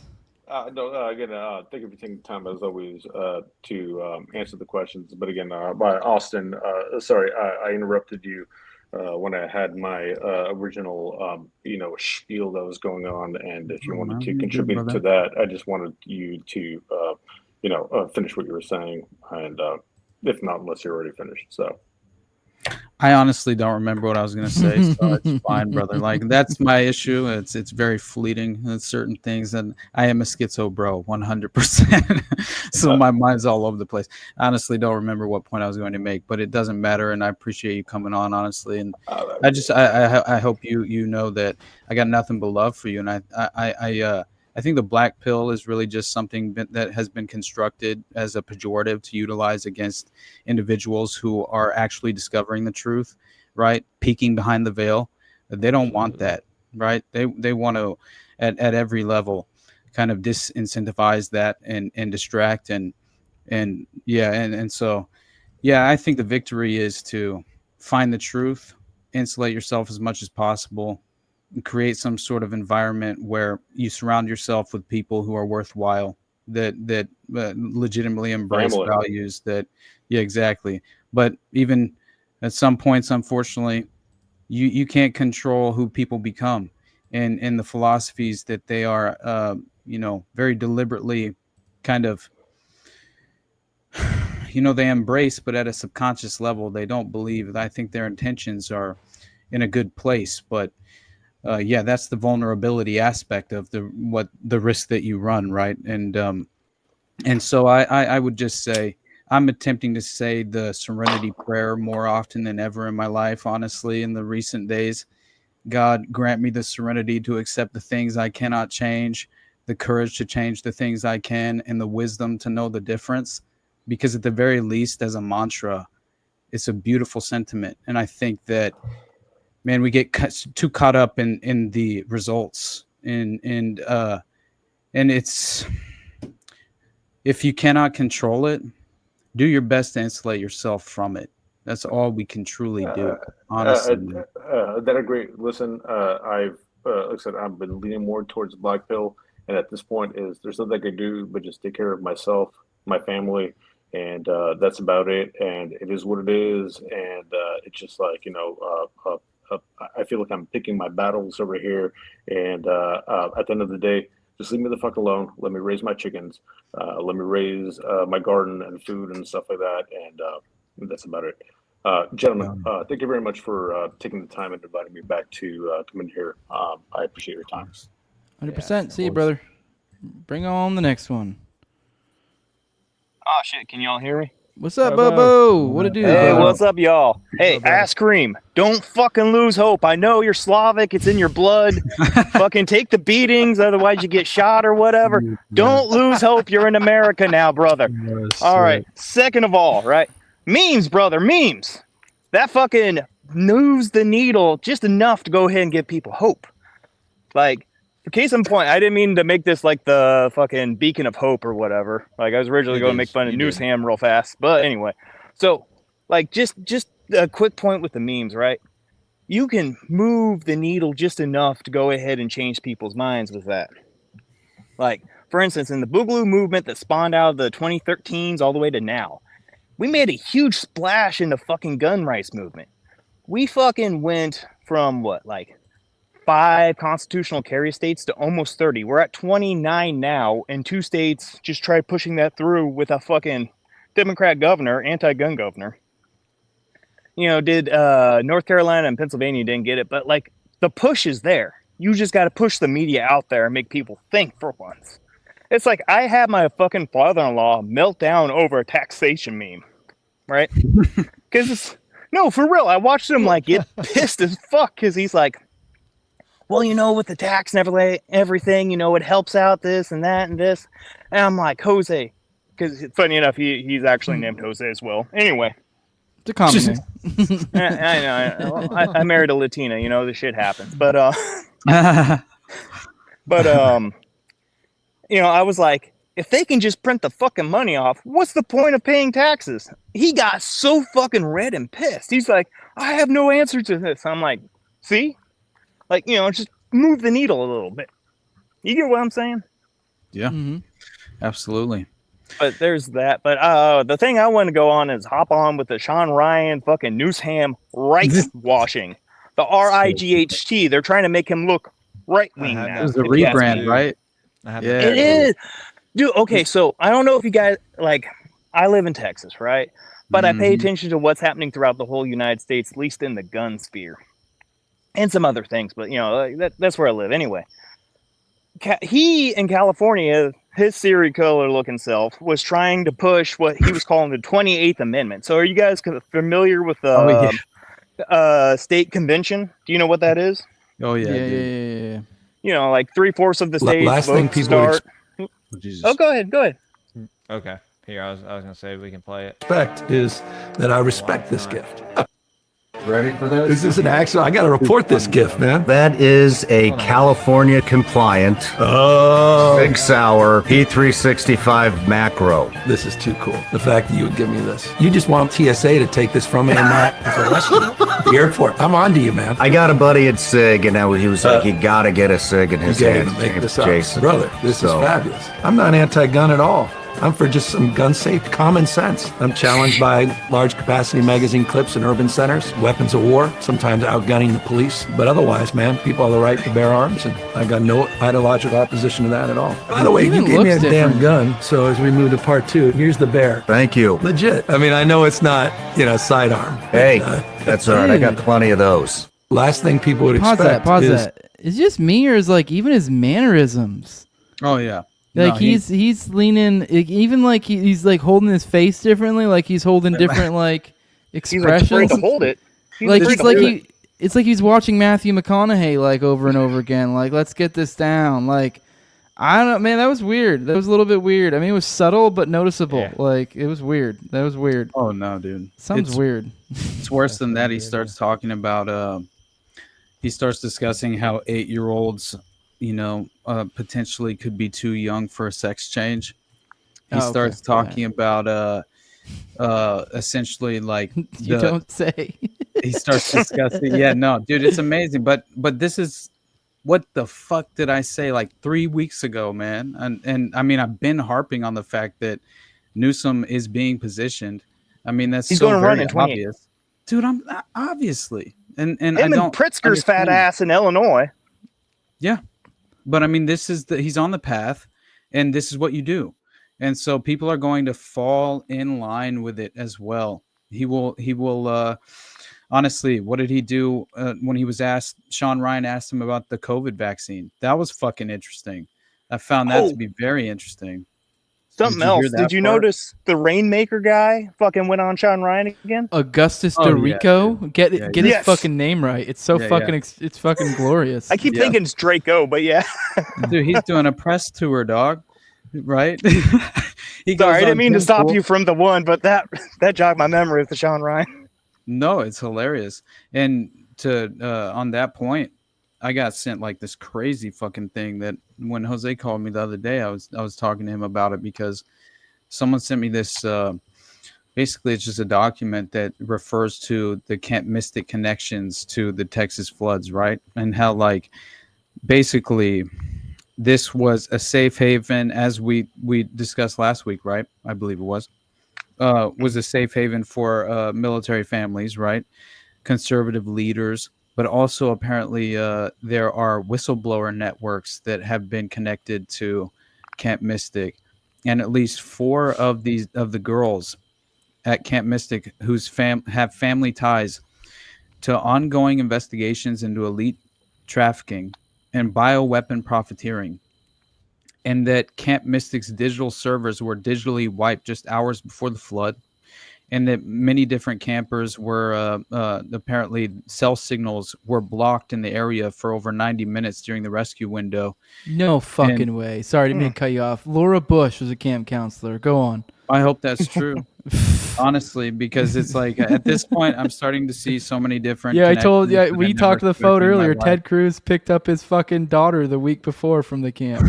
So I looked that up just to reconfirm. He had to take her to Israel. It looks like, yeah, and by the way, yeah, he was offering. I forget the actual sum of money that taxpayer dollars he was attempting to send to Israel post fucking natural disaster, right? Which is obviously not the case, but no, yeah, I did look it up, and it looks like the way that they attempted to claim it was it was basically in context.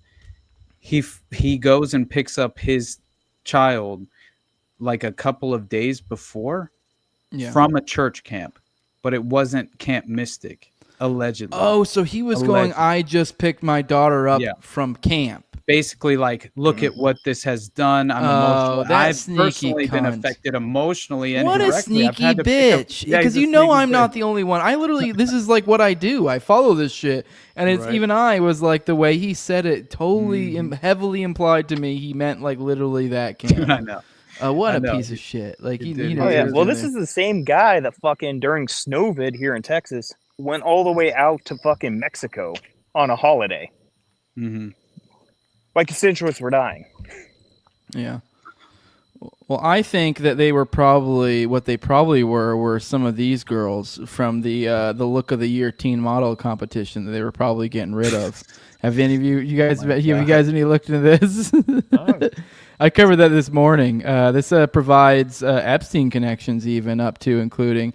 Apparently, this is I'm pretty sure this was going around the first, like I remember around the first Trump administration, you remember hearing some shit about some sort of teen models or something.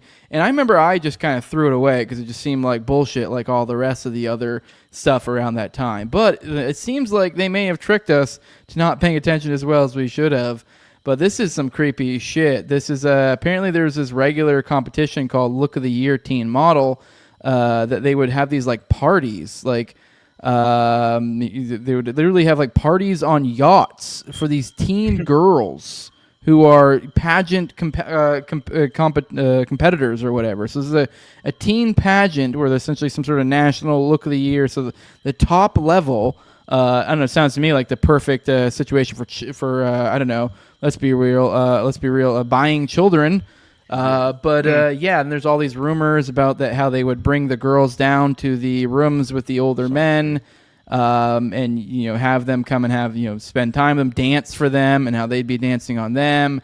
There was the guy who ran this. I want to say it was more than once. He got busted. Essentially, I think sleeping with some of these women and these girls. I say women, girls, not women. But yeah, it's wild shit. I found out too. Also, the Casablanca is the guy who ran this thing. His son, I think, was the head singer for the Strokes, which is weird. Also, his dad was some sort of creepy fucking pedophile as well. So with these things being generational, so yeah. And then on the Epstein things, there was the Epstein thing is this is some lawsuit, I believe. George Horaney, a businessman whose American Dreams Calendar Girls beauty contests have been running in Las Vegas casinos since 1978, recalls encountering Epstein at Mar-a-Lago in January 93. Horaney says that Trump asked him to organize a party that month with some of his pageant's finalists, promising to invite heads of modeling agencies and prospective sponsors for his competition. He had me flying all these girls and gave me a $30,000 budget for airfares and limos to pick them up at the airport, he says. The girls were all decked out, expecting to meet all these VIPs. But after an hour at the party, Horaney says, there seemed to only be one other guest. Epstein. I was like, Donald, where are the guys? What's going on here? And he said, well, this is it. Horaney says he realized this is a Jeff Epstein party, basically. Like, I don't know to what degree we could take that as truth, but that's the same thing that happened to the Peter Nygaard models, right? The dude that was running fucking, he was in the Epstein network, who's affiliated with Dillard's, and all these different modeling agencies were involved with his fashion. He was allegedly, but still, it feeds perfectly into this, because what did they do with the Peter Nygaard girls? Like they were recruited by giving these false dreams, these obviously it was just a way to lure them in, and as they boarded the plane to essentially go to their sort of modeling audition in a way, but also they were kind of like given this false sense of certainty, and so they were willing and very vulnerable, obviously, but willing to offer up even their passports. And so as they board the private plane, as they re-enter this international which they clearly have no identification, and now their ID itself and their passport has been procured by the actual handlers of the network, and now they're owned. right? Essentially, when they land on international grounds, they're essentially owned and then just trafficked and taxied to various locations. And that's what occurred at Peter Nygard's place, which I thought was very interesting. So it's just another way they kind of like entrap these young, vulnerable women who believe that they have like real potential. And to be fair, though, that's not a lie. There's truth to it. Hell, in this very example I provided you, Melania met Donald Trump through this Casablancas guy. This guy who was running these competitions, the very guy where Trump was having these creepy things. That's who he met Melania Trump for. It also worth mentioning too that he also let Casablancas, the guy who later got busted for being a pedophile multiple times. He also let that guy do photo shoots with his daughter Ivanka when she was 13. The photos here, which are debatable whether they're even allowed to be, I think, on this stream, incredibly sexualized for a 13-year-old. Yeah. I can't imagine ever letting my 13-year-old do anything like that. These are the people we're dealing with. Those model recruitment agencies. Bring client number 9 up since we're bring him in. Oh, that's my boy. Get the fuck out of here, Bobo. What's up, fuck brother? you. All right. Just kidding. I love y'all. Love you too, love you, man. Fuck Newsom. Yeah, definitely. Oh yeah. Hey, dude. congrats on the baby. I don't think you've been here since then. So No, I haven't, man. I've been busy. Congratulations. hell yeah, dude. You sure should have been. Yeah. We bought a soccer ball though. I'm trying to channel you. Hell yeah.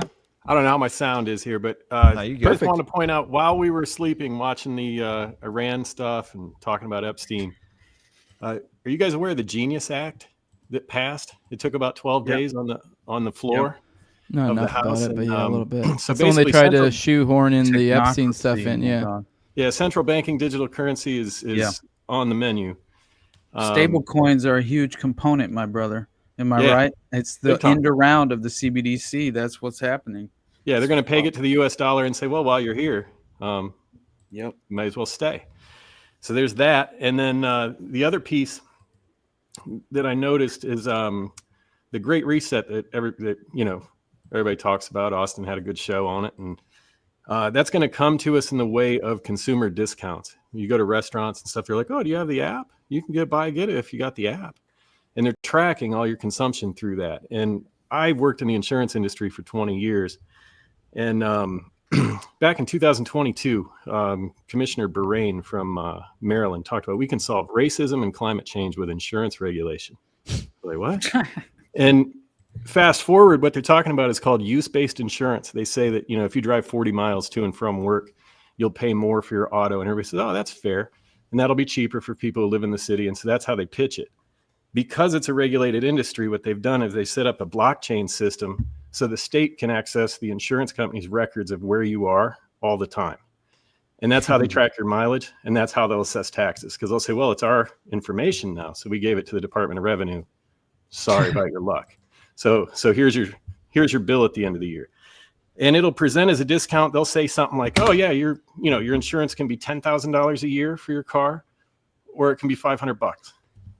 What do you want to do? And they don't even have to use a cell phone app or a little plug-in snapshot thing anymore. They use your car to track you. There's a lawsuit in Texas right now. Ken Paxton's suing Allstate for like $327 billion for them tracking people without their knowledge. But eventually it's going to be mandated. Allstate will probably win that suit and everything will be fine. So that's kind of the black pill. It ties in.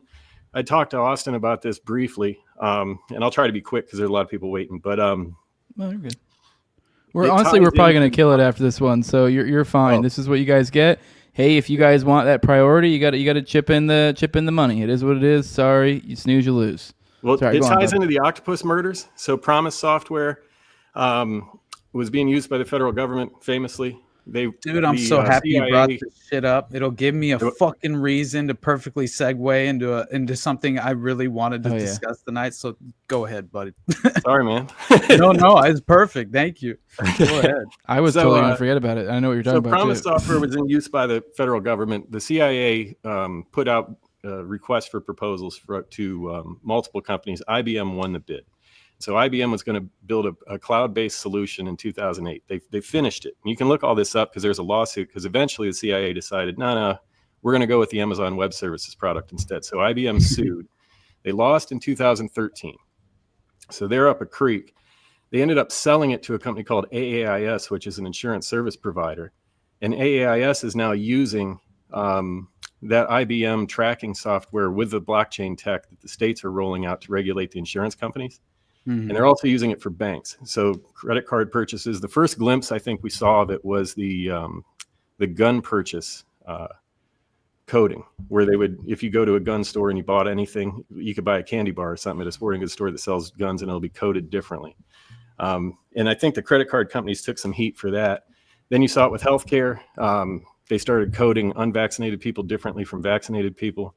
And now it's in the property and casualty world. And what they want to do is track. I was a part of a meeting in one of the states where they said, oh, and our next phase will be homeowners and we'll want to look at scheduled items and talking about gun lists and stuff. And part of what they wanted to do was also share it with law enforcement. So let's say you owe $5,000 in child support. You go out and buy a brand new truck for $65,000. You would pop on their radar and they'd turn you in and they'd come after you for unpaid child support and so a person in the meeting who's no longer in the industry, sorry, may have said, hey man, if you want to violate the Fourth Amendment, you should do it yourself. Like you don't have to use us for that. Right. Luckily, there's a kid from State Farm in there that was a black kid. He was very effeminate. And so they tried to blow me off and he's like, no, I want to hear your answer. And they couldn't say no to him. And the companies are actually trying to shut it down. They don't like it either because they don't like all those eyes on them. But yes, that's how it'll come about. So be very wary of discounts when they come your way. This is my kind of evangelism about that.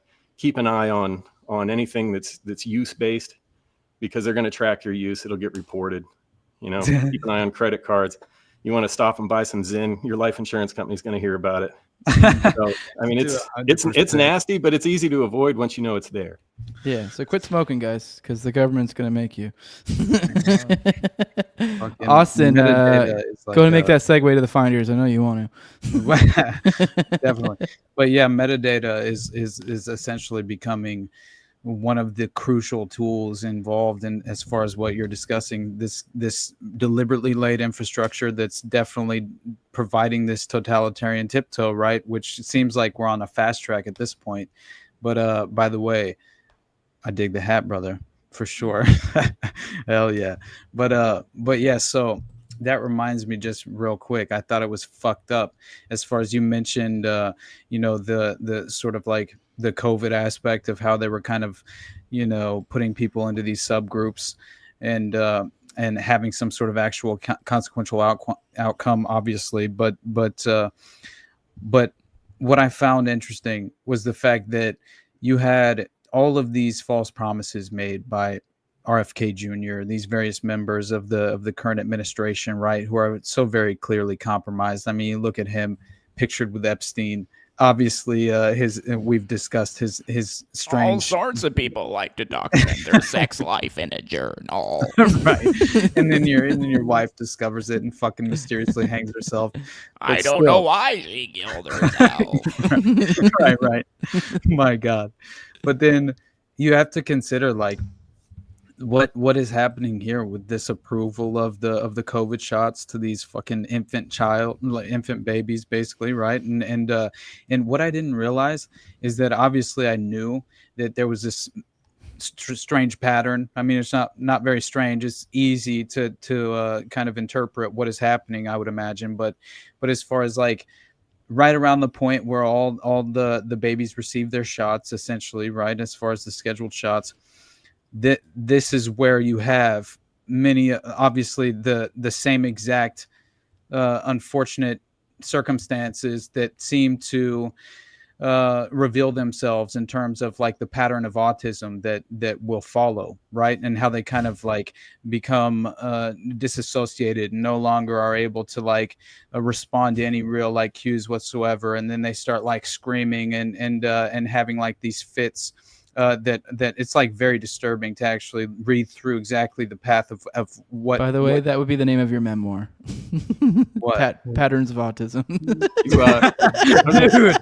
Dude, I gotta write that shit down. Like that is a real That's fucking hilarious. Honestly, patterns of autism. You want to gross yourself out? Look at the bonus the doctors get for administering those to 100% of their pediatric patients. These motherfuckers. We've been changing doctors like we change clothes around here because of that, to avoid certain things.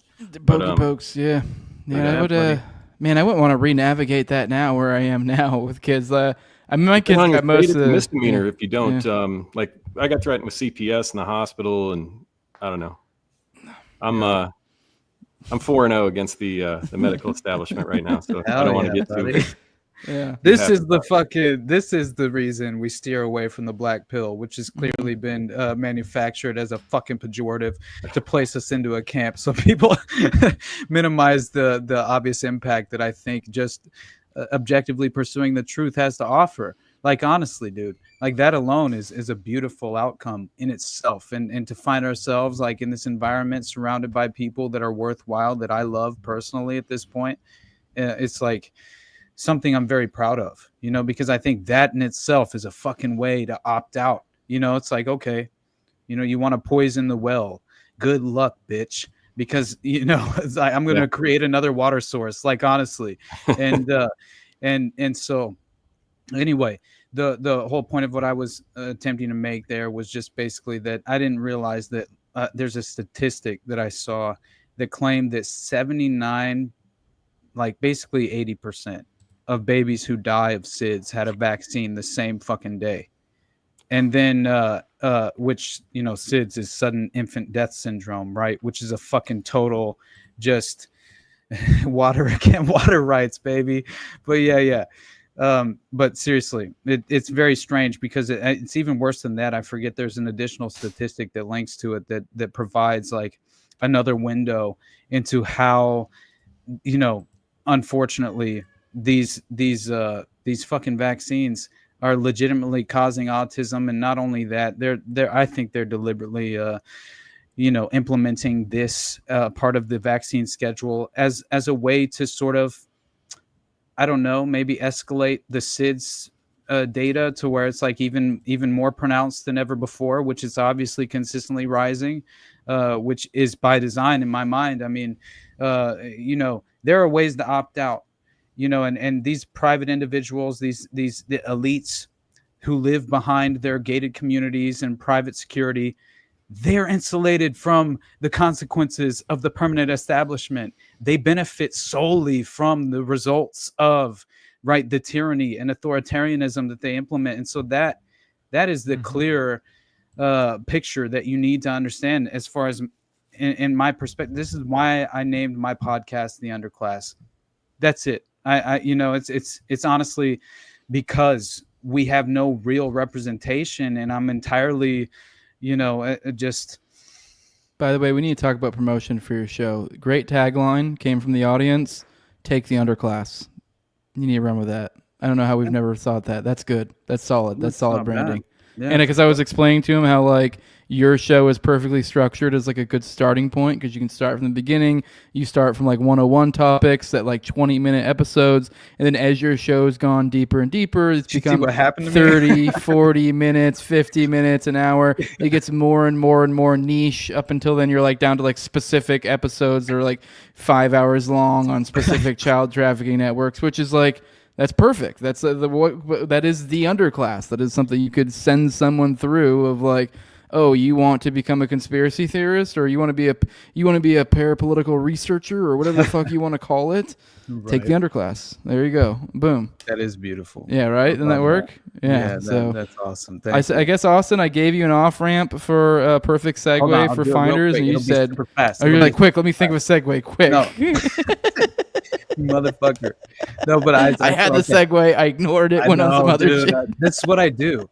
I prepare all this crazy shit and I never talk about it. And now I'm gonna have a ham-fisted segue that doesn't even make sense.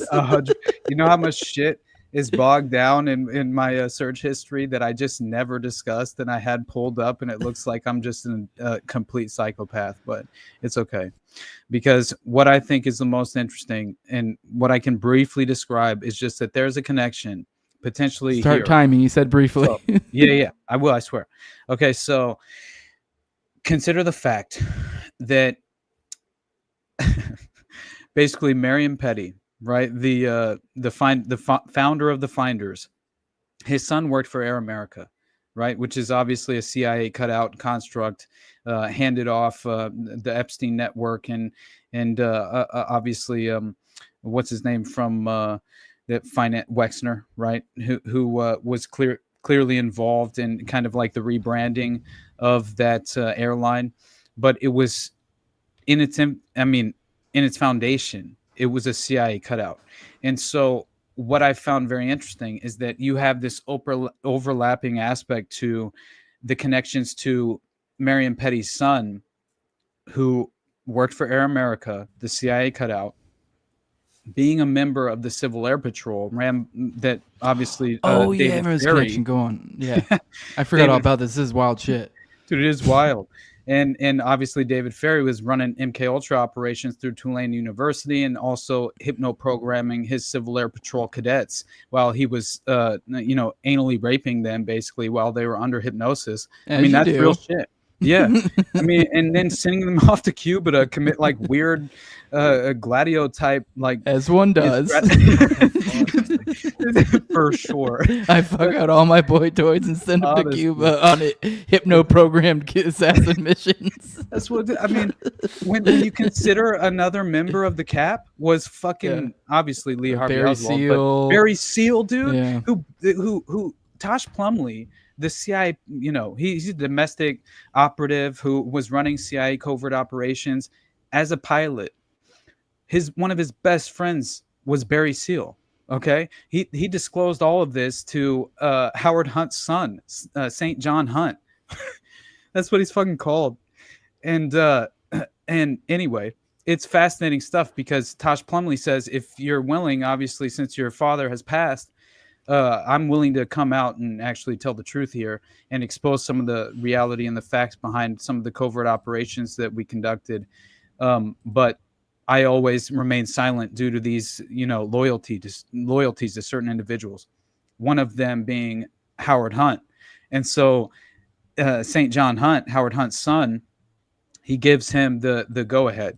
And Tosh Plumlee starts providing all of these different interesting puzzle pieces and even one of them being that he claims he and Barry Seal were the getaway pilots who not only were they the getaway pilots from the Dallas operation, they were the ones who flew in the kill teams, the kill squads to Dallas, where they conducted, obviously the killing of the king ritual in broad daylight and announced to the world that, they control every aspect of the outcome of modern society, and we are along for the ride, right? And and I'm not naive enough to believe that JFK was that consequential as far as believing that he was entirely unaffiliated and uninitiated to the inner workings of the system itself. But for him to be making those speeches about secret societies and things of that nature, it's just very hard. He was playing dangerous games. He was flying close to the sun way too much.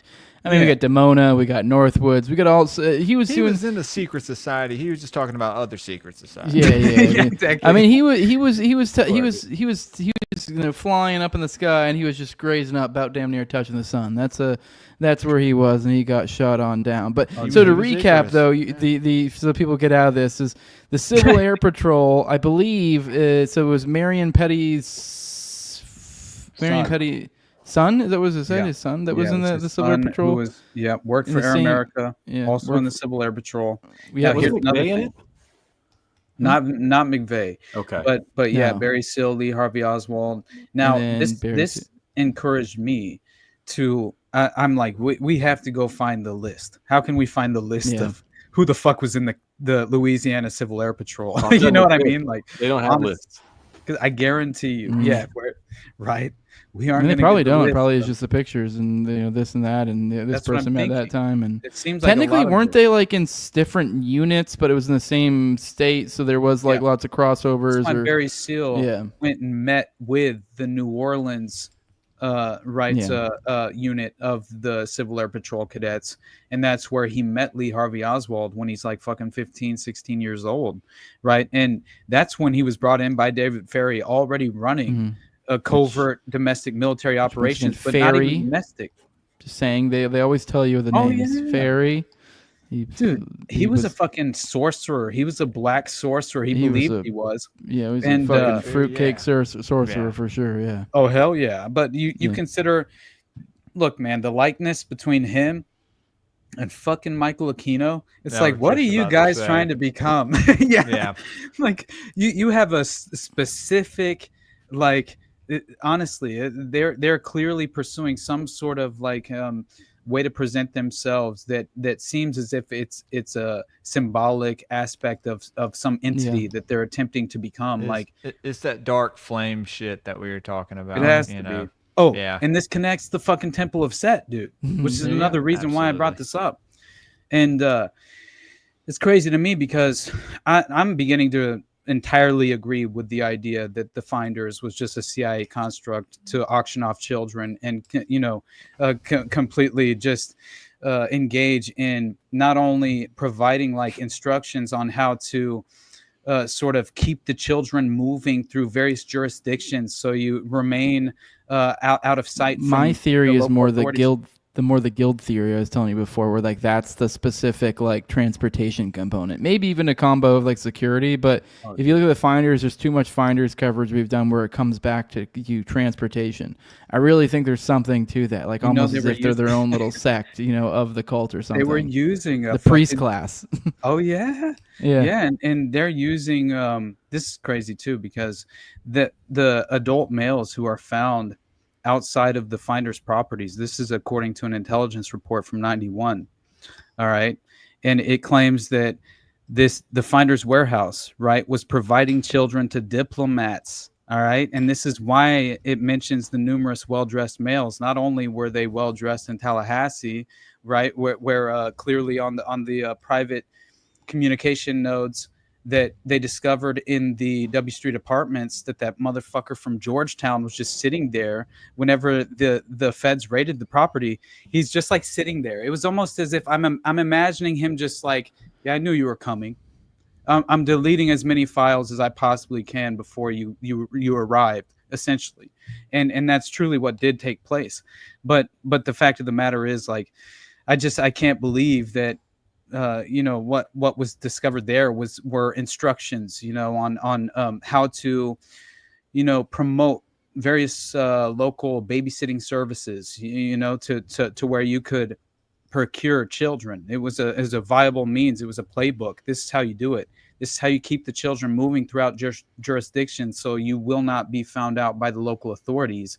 And another reason why, when they raided not just the W Street apartments, but the Finders properties, they discovered cages and all of these children's clothes that ranged, clearly they were very young, toys, but no children, and there was nothing but apparently, and according to this intelligence report, you have these well-dressed males who were operating a rental car and expensive luxury type models car service, just like Marion Petty was with his brother, right? Like, well before the Finders were ever created as a what did they call themselves?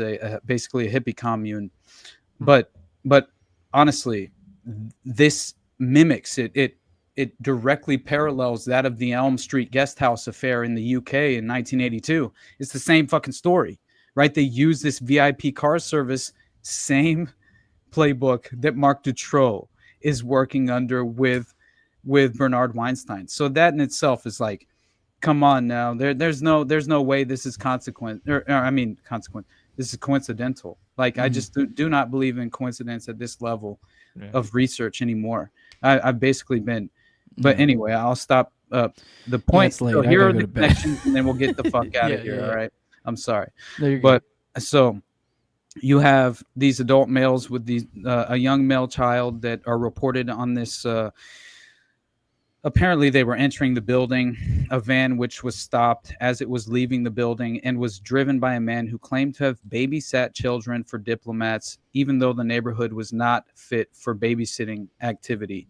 And another thing is that if you consider the fact that Marion Marion Petty's son, works for Air America, tied to the Civil Air Patrol unit, is now all of a sudden we have a report from that is still a part of this MPD intelligence report that's claiming that it looks like a high-ranking member of the Finders was involved with the Fair Play for Cuba Committee, the very organization which Lee Harvey Oswald belonged to and was passing out fucking flyers for while he was put in position, very much so on the path of the patsy, conveniently so, where he's passing out the flyers that have 544 Camp Street, just like basically it was firmly represented on the flyer. That's all I'm saying, right? Yeah. It was marked on the flyer 544 Camp Street, and that was later discovered by Jim Garrison, who this all goes back to the Office of Naval Intelligence and this apparatus that was conducting the Guy Bannister operation and at 544 Camp Street. So this was the nexus and the hub of where the Dallas operation was essentially planned. To add even more to that, real quick, the whole Fair Play for Cuba thing. I don't know if you caught the Joanides revelations that happened the past couple of weeks. Did you see where I believe it was Officer Joanides, who I forget what organization he was working for, or he was supposedly some sort of fucking informant or whatever the fuck. But essentially there was some sort of other, as opposed to the communist cutout, there was in the opposite, the anti-communist cutout that was there as well. That they, from those revelations we found that was, so not only was the whole Fair Play for Cuba thing going on with him, and then they literally were also, controlling the other side of this. Once again, I forget the name of the group, but some anti-communist group that was the opposite. That was, huh? Do you know who was a part of that group? Who was that? Douglas fucking Caddy, dude. the original attorney for the Watergate 7, who knew and was personal friends with E. Howard Hunt, and who worked for the Mullen and Company, which was the front that E. Howard Hunt controlling both sides of it. So yeah, and keep in mind the way they interacted is they had some sort of scuffle supposedly, what I believe in New Orleans. They also then had some sort of legal thing, and then they also had a televised debate. So like all of that controlled fucking spectacle by glowies, all of that. Exactly, dude. That problem reaction solution you're talking about is why you need a centrist like Gavin Newsom. Yeah, exactly. Don't do it. Don't do it. I think your mom has something to say, so all right. Well, we'll see you, brother. Thanks for coming. We got to get out of here. I'm we keep cooking. I'm going to finish off this final point on the connections I was trying to make. And nothing. Yeah, I couldn't leave it and not throw that. This entire thing was controlled on every angle. But dude, that's beautiful. Yeah, that was perfect because again, it's like if you go back and watch that footage too, it was so well scripted. Like it's orchestrated. It was crazy to see the reaction. They don't make them like they used to. No, it was fucking well done. Like honestly, because I keep hearing with this whole Epstein stuff, like, oh well, no one would vote. Well, they'd be unhappy no matter what. You're like, fucking give me. I expected to get the cover up. Like we deserve better. Like don't get me wrong, I'd be complaining about the cover up, but like.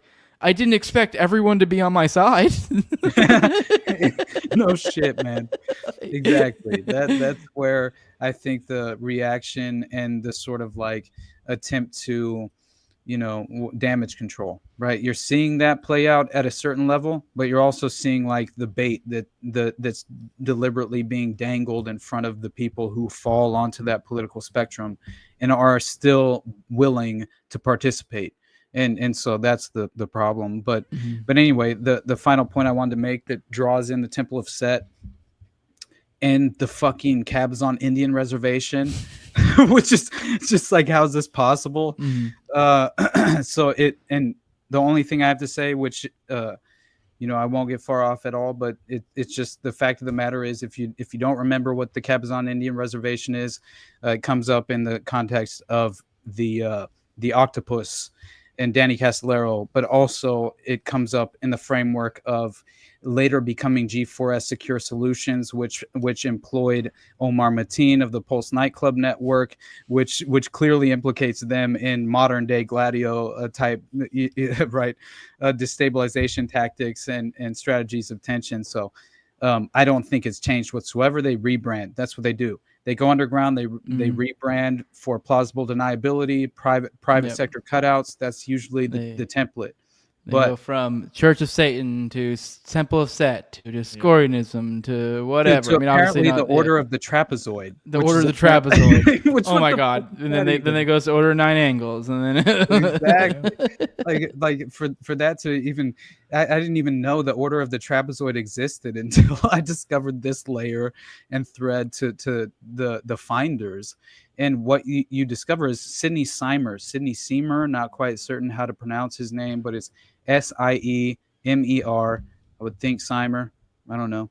But Sidney Seymour is apparently a high-ranking member of the finders.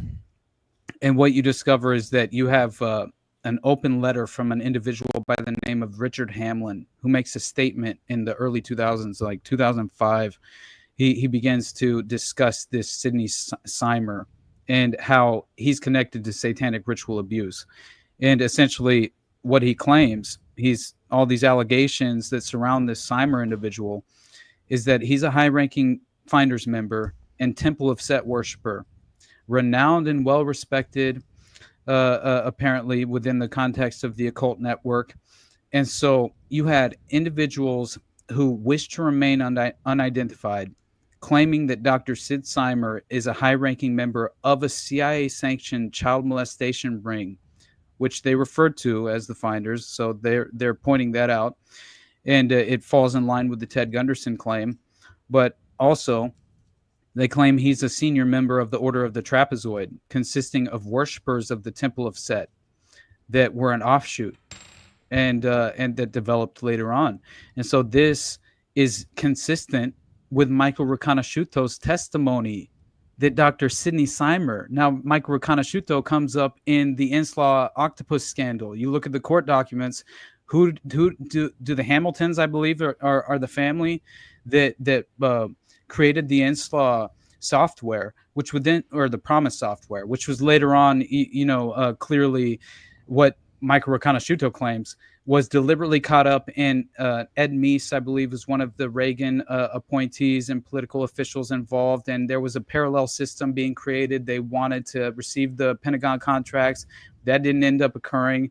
And so they went after the Hamiltons and they attempted to pursue litigation to clearly, blow up their ability. And by the way, the entire thing, they were essentially kind of hung out to dry very strategically as well, and then had no real means to defend themselves in the court system, although multiple judges ruled on their behalf, but it was later just completely overruled, which is just fascinating stuff. But when you realize what the Promise software system was, it was a case management software system. It was state of the art at the time, and it allowed individuals, police authorities, local authorities, federal authorities, to easily access, basically all of our information as quickly and accessible as possible. And so it was a mass database, right? Which is sort of dystopian in nature. But anyway, so what you discover is that later on, Michael Riconosciuto was involved in providing a backdoor to this Promise software system, which was essentially there was a contract with the intelligence agencies. Now they were acting in bad faith. They took this Promise software to the Cabazon Indian Reservation where they had this joint venture. All right. The intelligence apparatus had a joint venture with the Cabazon Reservation. They're utilizing the natives as fucking slave labor, dude, for like esoteric advanced weapon system testing, biological weapon systems, a lot of different things that they were exploiting and domestically, utilizing as some sort of like fucking, experiment, honestly. And I think what was it? A railgun was one of the crazy ass advanced weapon systems they were testing on the reservation. But anyway, they were also flying in Mexican nationals to fucking, cook methamphetamine, which is hilarious. I mean, but anyway, it provides a window into the playbook. So the point being is that Michael Riconosciuto was one of the key witnesses who provided this window into what was being done at Cabazon. And he was later on, what he claimed is that he was set up by the clandestine apparatus he was working on behalf of He was then set up with the drug trafficking operation that he was appointed with and tasked with facilitating on behalf of the network. He was hung out to dry. And they said, hey, look, he's trafficking heroin. And obviously he was doing that on behalf of the intelligence apparatus. And then this is what happens if you're willing to cross us or at any level, maybe you're just no longer a viable asset. Now you're a deniable asset. And even worse, you're I forget what the term is for when you become a liability, but there's another term like for Trump it. fake news. Yeah, exactly. But anyway, I promise I'll stop. So Riconosciuto, he names this Sidney Seymour, all right, this doctor, as being involved in the research and production of biological weapons in Indio, California, man, in the 1980s, man, during Iran-Contra, during Danny Castellero's Octopus, right? This is all coalescing around these. It's the same. It's basically Mendocino County as well, which is fucking Jim Jones and the People's Temple. So you wonder why all of this. You have these kind of hubs of operation domestically. And I'm beginning to realize that. But anyway, so Seymour, he's a PhD in agriculture, biological chemicals. He was in military intelligence for the Army during the Korean War. Can we talk about the Phoenix Project, anyone? Does this fit any patterns, And so he was in the military, and relatives stated he was a covert operative with high security clearance. He spent a great deal of time in Germany. And was apparently later on he was affiliated with a German company that was a chemist company. Essentially, it was basically these sort of like, obviously it was biological weapons to some extent. And he did a lot of business with various other private sector cutouts. And so Seymour, he worked for companies that worked with military and or CIA. Like Abbott Laboratories was one of which, ICI of America, W.R. Grace in Maryland, and Seymour and Associates apparently worked with DuPont and Bell, and Seymour lived in Fresno, California. So beyond that, you have Michael Riconosciuto. He made this statement to Ted Gunderson, so keep that in mind. But he claims Seymour was Seymour, I don't fucking know. He's a known presence on the Cabazon Reservation in Indio, who worked with a chemist company, right, who had a CIA contract, and got introduced to Riconosciuto by the husband of the Indio mayor, Regina Zukowski, all right, who's the owner of Armtech, all right, which is another company that's clearly being utilized within this framework and playbook. So he was also a technical advisor to the biological warfare project that Riconosciuto was working on at Cabazon, and used UC Davis and Stormont Laboratories in the project while being associated with a group of people who were all reportedly sexual abusers by the name of Howard Miley, Dr. John Philip Nichols, Elizabeth Scher, and Pat Smith. And he later on says, now this is an interesting connection that Dr. Sidney Seymour had with the finders on the Cabazon Indian Reservation. So the story is that Johnny Gosch, clearly a victim of the Finders Network and organization, a group that had direct ties to the CIA, as we've discussed, ran a lot of their operations from the Cabazon Indian Reservation. So there was allegedly human trafficking going on at Cabazon, and people were willing to turn a blind eye. And Sid Seymour was there working for Wackenhut on the reservation doing biological weapons. So that's a fucking insane connection to Wackenhut, which again, like, you can draw back to fucking Belgian Gladio. You know what I'm saying? And you can tie back directly into the Marc Dutroux network. And so for me personally, no way this just so happens to come up. The Finders were a CIA construct to auction children as a human trafficking black market scandal operation that was, unfortunately, to me, it provides a window into state-sponsored sex trafficking of children. the most vulnerable among us. And that is another reason why I think the Finders case is like a perfect example of a never-ending story that consistently resurfaces in all of these sinister operations and networks of abuse. I think Franklin was just another layer of the Finders, man. I mean, I don't see why it wouldn't be, you know, and same with Atlanta, and same with Dean Corll in Houston, and same with fucking, you know, John Wayne Gacy. So I'll shut up, dude. But I got good. Love for you, sorry, Jules, where can people find you at? My wife's already glaring at me from across the room. Great Bill Pod on Twitter, YouTube, Rumble, Spotify, Apple Podcasts, patreon.com/Grateful Podcast. Got like 6 new patrons this last week, doing a lot of big stuff over there. Just did a couple shows Sunday. Y'all go check them out. Had Toad on for Sunday Chaos Sunday night. So y'all go check that out if you haven't. Going on Occult Rejects tomorrow. Hell yeah. NDS is coming on Thursday. Good shit, and we got some shows this weekend, guys. So y'all just stay tuned. Hell yeah. It was a banger of a show tonight, guys. Jules, I love you so much, brother. I'm so happy to hear that too, things went well. Like, I'm sorry we didn't talk about everything. Like, if you want to, at some point, we can discuss what you went through personally and everything. I think it would be important, but another tell everybody, window the guy that killed my father-in-law, they convicted him of first-degree murder, and he got 40 years. And he's going to be charged again for assaulting a guard. So he'll get more something time for good that. happens occasionally, huh? So the justice system works occasionally. Somewhat. Yeah, to some degree.